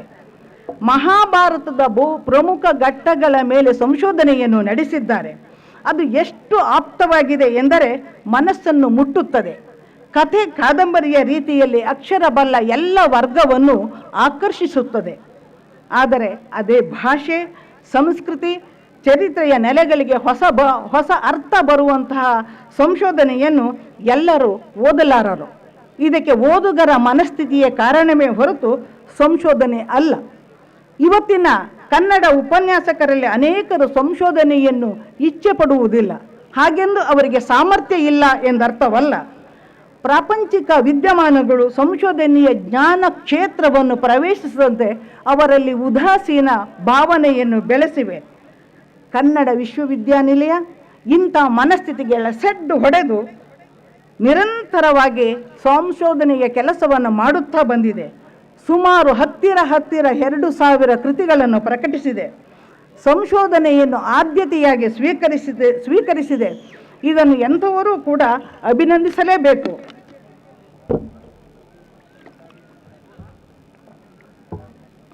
ಜ್ಞಾನವನ್ನು ವಿಸ್ತರಿಸುವ ಕೆಲಸ ಸಂಶೋಧನೆಯಿಂದಲೇ ನೆರವೇರುತ್ತದೆ ಎಂದು ನಾನು ಹೇಳಲಾರೆ. ಆದರೆ ಸಂಶೋಧನೆಯ ಬಾಹುಗಳು ಪ್ರಬಲವಾಗಿ ಚಾಚಿಕೊಂಡಷ್ಟು ಆ ಭಾಷೆಯ ಪ್ರಸ್ತುತೀಕರಣ ಸುಲಭವಾಗುತ್ತದೆ. ಸಂಶೋಧನೆಯ ಫಲಿತಗಳು ಕಾಲಮಾನದ ವಿದ್ಯಮಾನಗಳೊಡನೆ ಘರ್ಷಿಸಿದರೆ ಹುಟ್ಟುವ ಹೊಸ ಅರ್ಥಗಳನ್ನು ಕಲ್ಪಿಸಿಕೊಂಡರೆ ಸಾಕು, ಮನಸ್ಸು ಪುಳಕಗೊಳ್ಳುತ್ತದೆ. ಆ ಪುಳಕ ಆ ಭಾಷೆಯನ್ನು ಪ್ರತಿನಿಧಿಸುವ ಎಲ್ಲ ಕ್ಷೇತ್ರಗಳಲ್ಲೂ ಘಟಿಸಬೇಕು. ಇದು ಸಾಮಾನ್ಯವಾದ ಕೆಲಸ ಅಲ್ಲ, ಇದೊಂದು ರೀತಿಯ ಪ್ರತಿಭಟನೆ. ಈ ಪ್ರತಿಭಟನೆಯ ವಿವಿಧ ರೂಪಗಳನ್ನು ಭಾಷೆ ಮಾತ್ರ ಪರಿಪೂರ್ಣ ಮಟ್ಟದಲ್ಲಿ ಅರ್ಥ ಮಾಡಿಕೊಳ್ಳಬಲ್ಲದು ಮತ್ತು ವಿವಿಧ ಬಿಳಲುಗಳ ಮೂಲಕ ಪರಿಣಾಮಕಾರಿಯಾಗಿ ಪ್ರತಿಕ್ರಿಯಿಸಬಲ್ಲದು. ಇದು ಭಾಷೆಯ ಮೂಲಕ ನಡೆವ ಶ್ರೇಷ್ಠ ವಿದ್ಯಮಾನ. ನಾನು ಭಾಷೆ ಮತ್ತು ಸಂಶೋಧನೆಯನ್ನು ಜೊತೆಯಲ್ಲಿ ತೆಗೆದುಕೊಂಡು ಮಾತಾಡುತ್ತಿದ್ದೇನೆ. ಇದಕ್ಕೆ ಕಾರಣವಿದೆ. ಸಂಶೋಧನೆ ಮಾತ್ರವೇ ಭಾಷೆಯನ್ನು ಪ್ರತಿನಿಧಿಸುತ್ತದೆಯೇ ಎಂದು ನೀವು ಪ್ರಶ್ನಿಸಬಹುದು. ಕಠೋರವಾದರೂ ಸತ್ಯ ಹೌದು ಎಂಬುದು. ಏಕೆಂದರೆ ಭಾಷೆಯೊಂದರ ಪ್ರಾಯೋಗಿಕ ರೂಪಗಳು ಸಂಶೋಧನೆಯ ರೆಕ್ಕೆಪುಕ್ಕಗಳನ್ನು ಬಲಗೊಳಿಸುತ್ತವೆ. ಭಾಷೆಯ ಧ್ವನಿಮಾ ವ್ಯವಸ್ಥೆ ಸಂಶೋಧನೆಯ ಅರ್ಥದ ವಿಶ್ಲೇಷಣೆಯ ವಿವಿಧ ಆಯಾಮಗಳನ್ನು ರಕ್ಷಿಸುತ್ತದೆ ಮಾತ್ರವಲ್ಲ, ಮುಂದಕ್ಕೆ ಕೊಂಡೊಯ್ಯುತ್ತದೆ. ಭಾಷೆಯನ್ನು ಅಲ್ಪಮಟ್ಟಿಗಾದರೂ ಕೂಡ ಶಾಸ್ತ್ರೀಯವಾಗಿ ಅಭ್ಯಾಸ ಮಾಡಿದ್ದರೆ ಒಂದು ಭಾಷೆಯ ಧ್ವನಿಮಾ ವ್ಯವಸ್ಥೆಗೆ ಅದರ ಉಚ್ಚಾರಣ ಕ್ರಿಯಾವಿಧಾನ ಕಾರಣವಾಗಿರುತ್ತದೆ ಎಂದು ತಿಳಿಯುತ್ತದೆ. ಅದನ್ನು ಕೊಂಚ ವಿಸ್ತರಿಸಿಕೊಂಡರೆ ಸಂಶೋಧನೆಯ ವಿರಾಟ್ ಲೋಕವೇ ತೆರೆದುಕೊಳ್ಳುತ್ತದೆ. ಇದಕ್ಕೆ ಶಂಭಾ ಜೋಶಿಯವರೇ ಅತ್ಯುತ್ತಮ ನಿದರ್ಶನ. ಸಂಶೋಧನೆಯಲ್ಲಿನ ಭಾಷೆ ಯಾವುದೇ ಕಾಲದ ಪ್ರಸಕ್ತ ವಿದ್ಯಮಾನಗಳೊಡನೆ ಸಂಪರ್ಕ ಸಾಧಿಸಬಲ್ಲದು. 21ನೇ ಶತಮಾನದಲ್ಲಿ ನಿಂತು 10ನೇ ಶತಮಾನದ ಕೃತಿಯೊಡನೆ ಅನುಸಂಧಾನ ನಡೆಸಬಹುದು. ಭಾಷೆಯ ದೃಷ್ಟಿಯಿಂದಲಾದರೂ ಸರಿಯೇ, ಕಥನ ಮಾದರಿಯ ದೃಷ್ಟಿಯಿಂದಲಾದರೂ ಸರಿಯೇ, ಸಂಶೋಧನೆಯಲ್ಲಿ ನಡೆಸುವ ಈ ಬಗೆಯ ಪ್ರಯತ್ನಗಳು ಆ ಭಾಷೆಯ ಬಾಳಿಕೆಯನ್ನು ದೀರ್ಘಗೊಳಿಸುತ್ತವೆ ಮತ್ತು ಇತರ ಭಾಷೆಗಳಲ್ಲಿರುವ ಆಂತರಿಕ ವಲಯವನ್ನು ಅರಿಯಲು ನಮ್ಮನ್ನು ಸಜ್ಜುಗೊಳಿಸುತ್ತವೆ. ಏಕೆಂದರೆ ಯಾವುದೇ ಭಾಷೆಗೆ ಒಂದು ಆಂತರಿಕ ಕರ್ಷಣ ರೂಪ ಇದ್ದೇ ಇರುತ್ತದೆ. ಅದು ಯಾವುದರ ಮೂಲಕ ತೆರೆದುಕೊಳ್ಳುತ್ತದೋ ಅದನ್ನು ಮಾತ್ರವೇ ಮೂಲ ಸಾಮಗ್ರಿ ಎಂದು ಸ್ವೀಕರಿಸುವ ಅನಿವಾರ್ಯತೆ ಎದುರಾಗುತ್ತದೆ. ಆಗ ಬಹುಮುಖ ನೆಲೆಗಳು ನೆರವಿಗೆ ಬರುತ್ತವೆ. ಆದರೆ ಇದು ನಾನು ಹೇಳುವಷ್ಟು ಸುಲಭವಲ್ಲ. ಏಕೆಂದರೆ ಭಾಷೆಯಲ್ಲಿ ಅದರದ್ದೇ ಆದ ಜಾಯಮಾನವಿದೆ. ಅದು ಆ ಭಾಷೆಯ ಧಿಶಕ್ತಿಯನ್ನು ದುಪ್ಪಟ್ಟುಗೊಳಿಸುತ್ತದೆ. ಆ ಜಾಯಮಾನವೇ ತನಗೆ ಮಾತ್ರ ಸಿದ್ಧವಾದ ಅನುಸಂಧಾನದ ಮಾರ್ಗವನ್ನು ಹುಡುಕಿಕೊಂಡು ಆ ಭಾಷೆಯ ಕಟ್ಟುಪಾಡುಗಳಿಂದ ಆಚೆಗೆ ಜಿಗಿಯುತ್ತದೆ. ಇದೇ ಎಲ್ಲ ಭಾಷೆಯ ಕೀಲಿಕೈ. ಇಂತಹ ಸಂಶೋಧನಾ ಬರಹಗಳೇ ನಮ್ಮ ಮನಸ್ಸನ್ನು ಆವರಿಸಿ ನಿಲ್ಲುತ್ತವೆ, ಗೆಲ್ಲುತ್ತವೆ. ಸಂಶೋಧನೆಯಲ್ಲಿ ನೀರಸವಲ್ಲ ಎಂಬುದನ್ನು ನಾವು ನೆನಪಿಟ್ಟುಕೊಳ್ಳಬೇಕು. ಕುವೆಂಪು ಅವರು ಇಂಗ್ಲಿಷಿನಲ್ಲೇ ಬರೆದಿದ್ದರೆ ನಮ್ಮನ್ನು ಅಷ್ಟು ಕಾಡುತ್ತಿದ್ದರೆ ಖಂಡಿತ ಇಲ್ಲ. ಕುವೆಂಪು ಭಾಷಿಕ ಭೇದವನ್ನು ಮರೆತು ಲೇಖನೆಯನ್ನು ಹರಿತಗೊಳಿಸಿದರು ಎಂದು ಹೇಳುವಾಗ ಅಲ್ಲಿ ಸಂಶೋಧನೆ ಸಕ್ರಿಯವಾಗಿತ್ತು ಎಂಬುದನ್ನು ನಾವು ಒಪ್ಪಲೇಬೇಕಾಗುತ್ತದೆ. ಏಕೆಂದರೆ ಅವರು ಭಾಷೆಯ ತಾತ್ವಿಕತೆಯನ್ನು ಸಜೀವವಾಗಿ ಅರ್ಥ ಮಾಡಿಕೊಂಡಿದ್ದರು. ನಮ್ಮ ಭಾಷೆಯ ಧ್ವನಿಮಾ ವ್ಯವಸ್ಥೆಯನ್ನು ಅದರ ರಚನಾ ವಿನ್ಯಾಸದೊಡನೆ ಸಂಯೋಜಿಸಿಕೊಂಡಿದ್ದರು ಎಂಬುದನ್ನು ನಾವು ಮರೆಯಬಾರದು. ಬರವಣಿಗೆಗೆ ಯಾವುದೇ ಕಟ್ಟುಪಾಡು ಇಲ್ಲದ ವಾತಾವರಣ ಬೇಕು. ಭಯದಲ್ಲಿ ಭಾಷೆಯ ಧಿಶಕ್ತಿ ಪ್ರಕಟವಾಗಲಾರದು. ಬರಹಗಾರ ತಮ್ಮ ಭಾಷೆಯು ಯಾವ ಆದ್ಯತಾ ವಲಯದಲ್ಲಿ ಗುರುತಿಸಿಕೊಳ್ಳಲು ಪ್ರಯತ್ನಿಸುತ್ತದೋ ಅದಕ್ಕೆ ತೆರೆದುಕೊಳ್ಳುತ್ತಾರೆ. ಅಲ್ಲಿ ಬರವಣಿಗೆ ಅವರನ್ನು ಪ್ರತಿನಿಧಿಸುತ್ತದೆ. ಭಾಷೆಯ ಧಿಶಕ್ತಿಯನ್ನು ಬರವಣಿಗೆ ಪ್ರತಿನಿಧಿಸುತ್ತದೆ. ಭಾಷೆ ಮತ್ತು ಬರವಣಿಗೆ ಒಂದರ ಹಿಂದೆ ಇನ್ನೊಂದು ನಿರಂತರವಾಗಿ ಸಹಯೋಗದಲ್ಲಿ ಕ್ರಿಯಾಶೀಲವಾಗಿರುತ್ತದೆ. ಹಾಗೆ ನೋಡಿದರೆ ಭಾಷೆ ಎಲ್ಲ ಸಂದರ್ಭದಲ್ಲಿಯೂ ಕೂಡ ಮಧ್ಯವರ್ತಿಯಾಗಿ ಕೆಲಸ ಮಾಡುತ್ತದೆ. ಭಾಷೆಯ ಸಂವೇದನಾಶೀಲತೆಯನ್ನು ಅರ್ಥ ಮಾಡಿಕೊಂಡರೆ ಅದರ ಮೂಲಕ ಘಟಿಸುವ ಎಲ್ಲಕ್ಕೂ ನಾವು ಮುಖಾಮುಖಿಯಾಗಬಹುದು. ಭಾಷೆಯನ್ನು ಮಹತ್ವಾಕಾಂಕ್ಷೆ ಇಟ್ಟುಕೊಂಡು ಬೆಳೆಸ ಬಯಸುವ ಕನ್ನಡ ವಿಶ್ವವಿದ್ಯಾನಿಲಯದ ಹೆಜ್ಜೆಗಳಲ್ಲಿ ನಾನಿದನ್ನು ಕಾಣಲು ಇಚ್ಛಿಸುತ್ತೇನೆ. ಕುವೆಂಪು ಅವರು ಎಲ್ಲ ಸಾಹಿತ್ಯದ ಎಲ್ಲ ಕ್ಷೇತ್ರಗಳಲ್ಲಿ ಸಂಕಲ್ಪ ತೊಟ್ಟವರಂತೆ ಬರೆದರು. ಕನ್ನಡ ಬೆಳೆಸಬಹುದಾದ ಎಲ್ಲ ಸಾಧ್ಯತೆಗಳನ್ನು ಗಂಭೀರವಾಗಿ ಚಿಂತಿಸಿದರು. ತಾವು ಕುಲಪತಿಗಳಾಗಿದ್ದಾಗ ವಿಜ್ಞಾನವನ್ನು ಕನ್ನಡದ ಮೂಲಕ ಬೋಧಿಸುವ ಮಹತ್ ಕಾರ್ಯಕ್ಕೆ ಮುಂದಾದರು. ಸಂಬಂಧಪಟ್ಟ ತಜ್ಞರಿಂದ ಪುಸ್ತಕಗಳನ್ನು ಬರೆಸಿದರು. ಅದು ಇನ್ನಷ್ಟು ವ್ಯಾಪಕವಾಗಿ ನಡೆದಿದ್ದರೆ ಕನ್ನಡ ಕಟ್ಟುವ ಕೆಲಸ ಮತ್ತಷ್ಟೂ ಗಟ್ಟಿಯಾಗುತ್ತಿತ್ತು. ಈಗ ನಮ್ಮೆಲ್ಲರ ಕಣ್ಣು ಕನ್ನಡ ವಿಶ್ವವಿದ್ಯಾನಿಲಯದ ಮೇಲಿದೆ. ಅದನ್ನು ಈಡೇರಿಸುವ ಶಕ್ತಿ ನಿಮ್ಮಲ್ಲಿದೆ ಎಂಬ ತುಂಬು ಭರವಸೆ ನನ್ನದು. ವಾಸ್ತವದಲ್ಲಿ ಆಧುನಿಕ ಜಗತ್ತು ಪ್ರಾದೇಶಿಕ ಭಾಷೆ ಮತ್ತು ಸಂಸ್ಕೃತಿಯನ್ನು ಬಹು ಅಗ್ಗವಾಗಿ ನೋಡುತ್ತಿದೆ. ಇವೆರಡು ಜೀವನ ಮೌಲ್ಯಗಳನ್ನು ಬೋಧಿಸುತ್ತವೆ. ಇವುಗಳನ್ನು ನಿರಾಕರಿಸಿ ಬದುಕುವುದು ಹೇಗೆ? ಬದುಕಿದರೆ ಆ ಬದುಕಿಗೊಂದು ಅರ್ಥವಿದೆಯೇ? ಆತಂಕಕಾರಿ ಸಂಗತಿ. ಏಕೆಂದರೆ ಒಂದು ಕಾಲಕ್ಕೆ ಮನುಕುಲದ ಹಿತ ಕಾಯುತ್ತಿದ್ದ ಧರ್ಮ ಇಂದು ಮತಧರ್ಮ, ಜಾತಿ ಧರ್ಮವಾಗುವತ್ತಲ್ಲೇ ಹೊರಳುತ್ತಿದೆ. ಮನುಷ್ಯ ಸಂಬಂಧಗಳನ್ನು ಛೇದಿಸುತ್ತಾ ಅಸ್ಪೃಶ್ಯ ಕಂದಕಗಳನ್ನು ಉದ್ದೇಶಪೂರ್ವಕವಾಗಿ ಹೆಚ್ಚಾಗಿ ಸೃಷ್ಟಿಸುತ್ತಿದೆ. ಬದಲಾವಣೆ ಮತ್ತು ಸ್ಥಿತ್ಯಂತರಗಳು ಸಮಾಜದ ಸಹಜ ಗುಣ ನಿಜ. ಆದರೆ ಅದು ಪ್ರತಿಗಾಮಿ ನೆಲೆಯಲ್ಲಿ ಮನುಷ್ಯತ್ವವನ್ನು ಕೊಲ್ಲಹತ್ತಿದೆ. ಈ ಹಿನ್ನೆಲೆಯಲ್ಲಿ ವರ್ತಮಾನವನ್ನು ಗಮನಿಸಿದರೆ ಯುವ ಪೀಳಿಗೆ ಈಗೀಗ ತಮ್ಮ ಜಾತಿ, ಮತ, ಧರ್ಮಗಳನ್ನು ವ್ಯಕ್ತಿಗತ ಚಹರೆಯನ್ನಾಗಿಸಿಕೊಳ್ಳುತ್ತಿವೆ. ಸಾಮಾಜಿಕ ಅಂಧಶ್ರದ್ಧೆ ಮೌಢ್ಯಗಳನ್ನು ಮತ್ತೆ ಪೋಷಿಸುತ್ತಿವೆ. ಜೀವನವನ್ನು ಹಣದ ಮಾರುಕಟ್ಟೆಯಾಗಿಸುತ್ತಿವೆ. ಇದಕ್ಕೆ ಕಾರಣ ಮಾನಸಿಕ ವಿಕ್ಷಿಪ್ತತೆ, ನಿರುದ್ಯೋಗ, ಆಧುನಿಕತೆಯ ನಗರೀಕರಣದ ಹಪಹಪಿಕೆ, ತನ್ನದೇ ನೆಲದಲ್ಲಿ ತನ್ನದೇ ಭಾಷೆ ಅನ್ನದ ಭಾಷೆಯ ಗೊತ್ತಿಲ್ಲ ಎಂಬ ಕನವರಿಕೆ, ಉದ್ಯೋಗ ನೀಡುತ್ತಿಲ್ಲ ಎಂಬ ನಿರಾಸೆ, ಅಸಹಾಯಕತೆ. ಸರ್ಕಾರ ಈ ನಿಟ್ಟಿನಲ್ಲಿ ಇಚ್ಛಾಶಕ್ತಿಯನ್ನು ಹೊಂದಬೇಕು. ಕನ್ನಡಕ್ಕಾಗಿ ಕಟಿಬದ್ಧವಾಗಬೇಕು. ಕನ್ನಡ ಕಾಯಕ ವರ್ಷವನ್ನು ಕೇವಲ ಘೋಷಣೆಗಷ್ಟೇ ಸೀಮಿತಗೊಳಿಸದೆ ಕನ್ನಡ ಮತ್ತು ಕನ್ನಡ ವಿಶ್ವವಿದ್ಯಾನಿಲಯ ಅಭಿವೃದ್ಧಿಗೆ ತಾನೇ ಮುಂದಾಗಿ ಮುತುವರ್ಜಿ ವಹಿಸಬೇಕು. ಉದಾರವಾಗಿ ಅನುದಾನ ನೀಡಿ ಕನ್ನಡ ಸೊರಗದಂತೆ ಕಾಪಾಡಬೇಕು. ಏಕೆಂದರೆ ಕನ್ನಡ ವಿಶ್ವವಿದ್ಯಾನಿಲಯ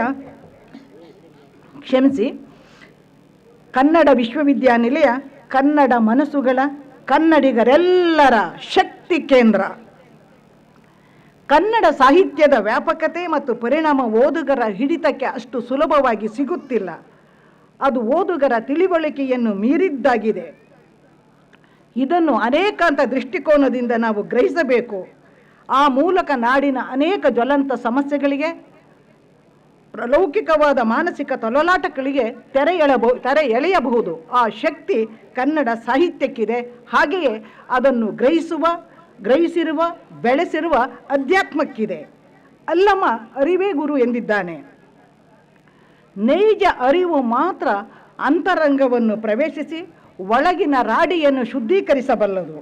ಈ ನಿಟ್ಟಿನಲ್ಲಿ ಕನ್ನಡ ಸಾಹಿತ್ಯದ ಮರುಓದು, ಮರುವ್ಯಾಖ್ಯಾನ, ಮರು ಮೌಲ್ಯಮಾಪನಗಳು ಹೆಚ್ಚಾಗಿ ನಡೆಯಬೇಕು.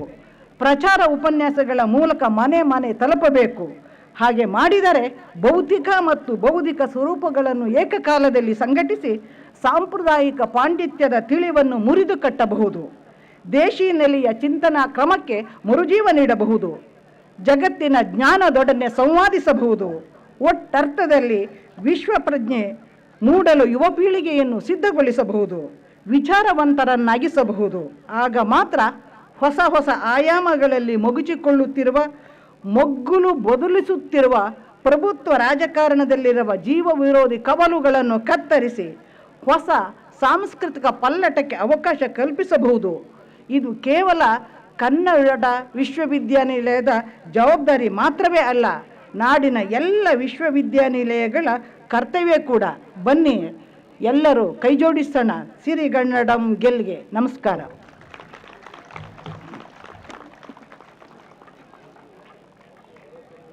ಧನ್ಯವಾದಗಳು ಮೇಡಮ್.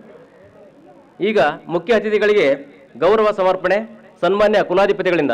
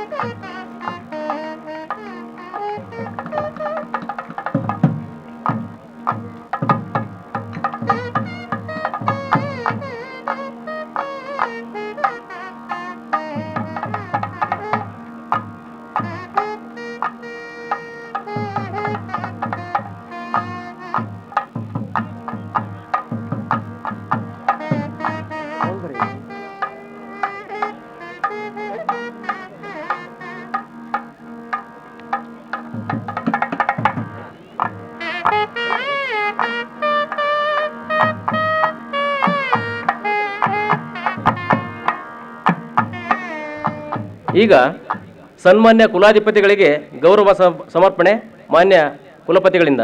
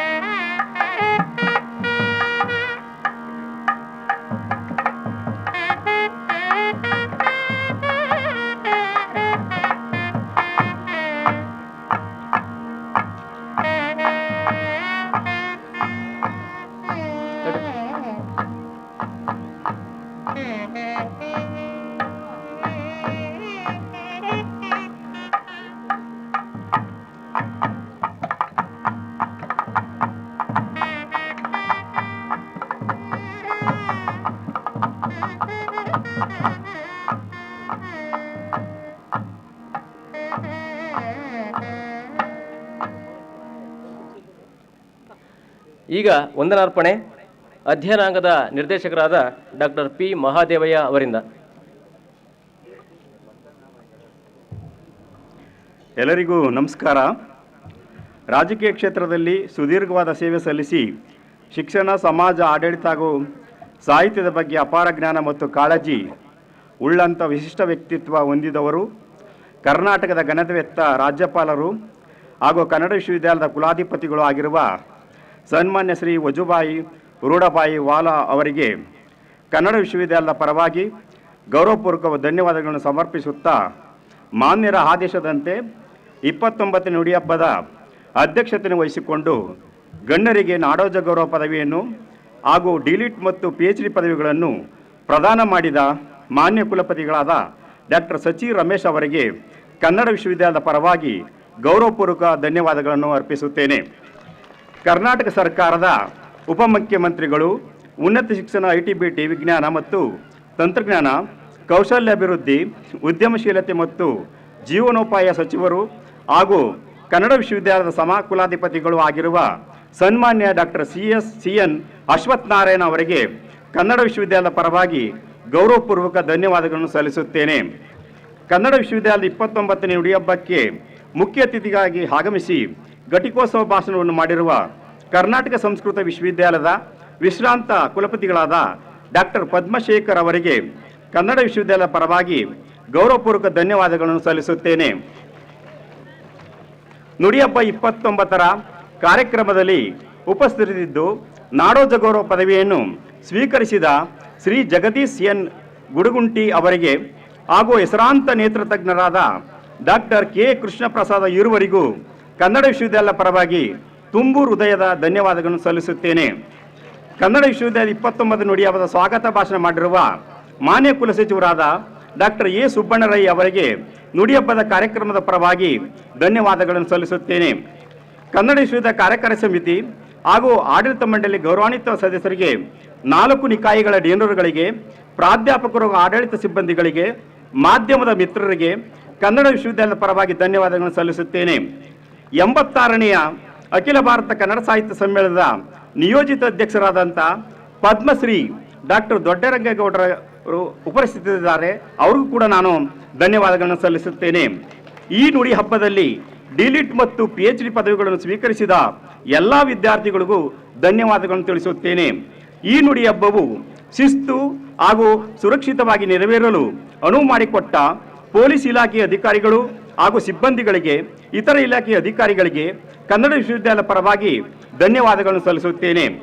ಈ ಕಾರ್ಯಕ್ರಮದಲ್ಲಿ ಉಪಸ್ಥಿತರಿದ್ದು ಗಣ್ಯರಿಗೆ, ವಿಶ್ವವಿದ್ಯಾಲಯದ ವಿದ್ಯಾರ್ಥಿಗಳಿಗೆ, ಸಭಿಕರಿಗೆ ಹಾಗೂ ಕಾರ್ಯಕ್ರಮ ಸುಗಮವಾಗಿ ಸಂಪನ್ನಗೊಳ್ಳಲು ಪ್ರತ್ಯಕ್ಷ ಮತ್ತು ಪರೋಕ್ಷವಾಗಿ ಸಹಕರಿಸಿದ ಸರ್ವರಿಗೂ ಕನ್ನಡ ವಿಶ್ವವಿದ್ಯಾಲಯದ ಪರವಾಗಿ ತುಂಬು ಹೃದಯದ ಧನ್ಯವಾದಗಳನ್ನು ತಿಳಿಸುತ್ತೇನೆ. ಎಲ್ಲರಿಗೂ ನಮಸ್ಕಾರ.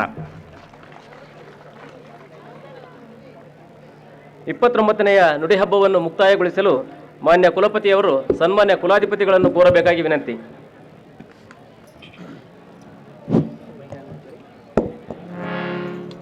ಘನತೆವೆತ್ತ ಕುಲಾಧಿಪತಿಗಳೇ, ಈ ಘಟಿಕೋತ್ಸವವನ್ನು ಮುಕ್ತಾಯಗೊಳಿಸಲು ಕೋರುತ್ತೇನೆ.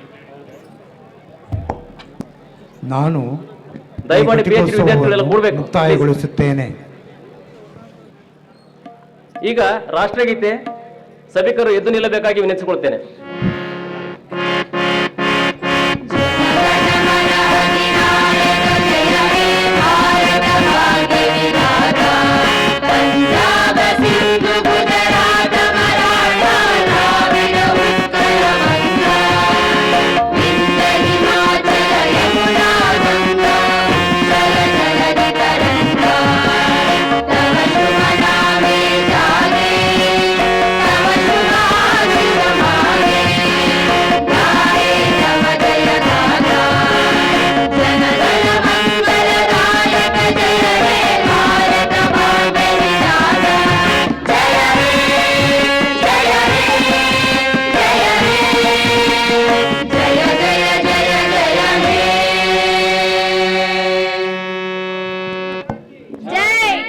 ವೇದಿಕೆಯಿಂದ ಮೆರವಣಿಗೆ ನಿರ್ಗಮಿಸುವವರೆಗೆ ಸಭಿಕರು ಎದ್ದು ನಿಂತು ಗೌರವಿಸಬೇಕಾಗಿ ಕೋರುತ್ತೇನೆ. ಧನ್ಯವಾದಗಳು.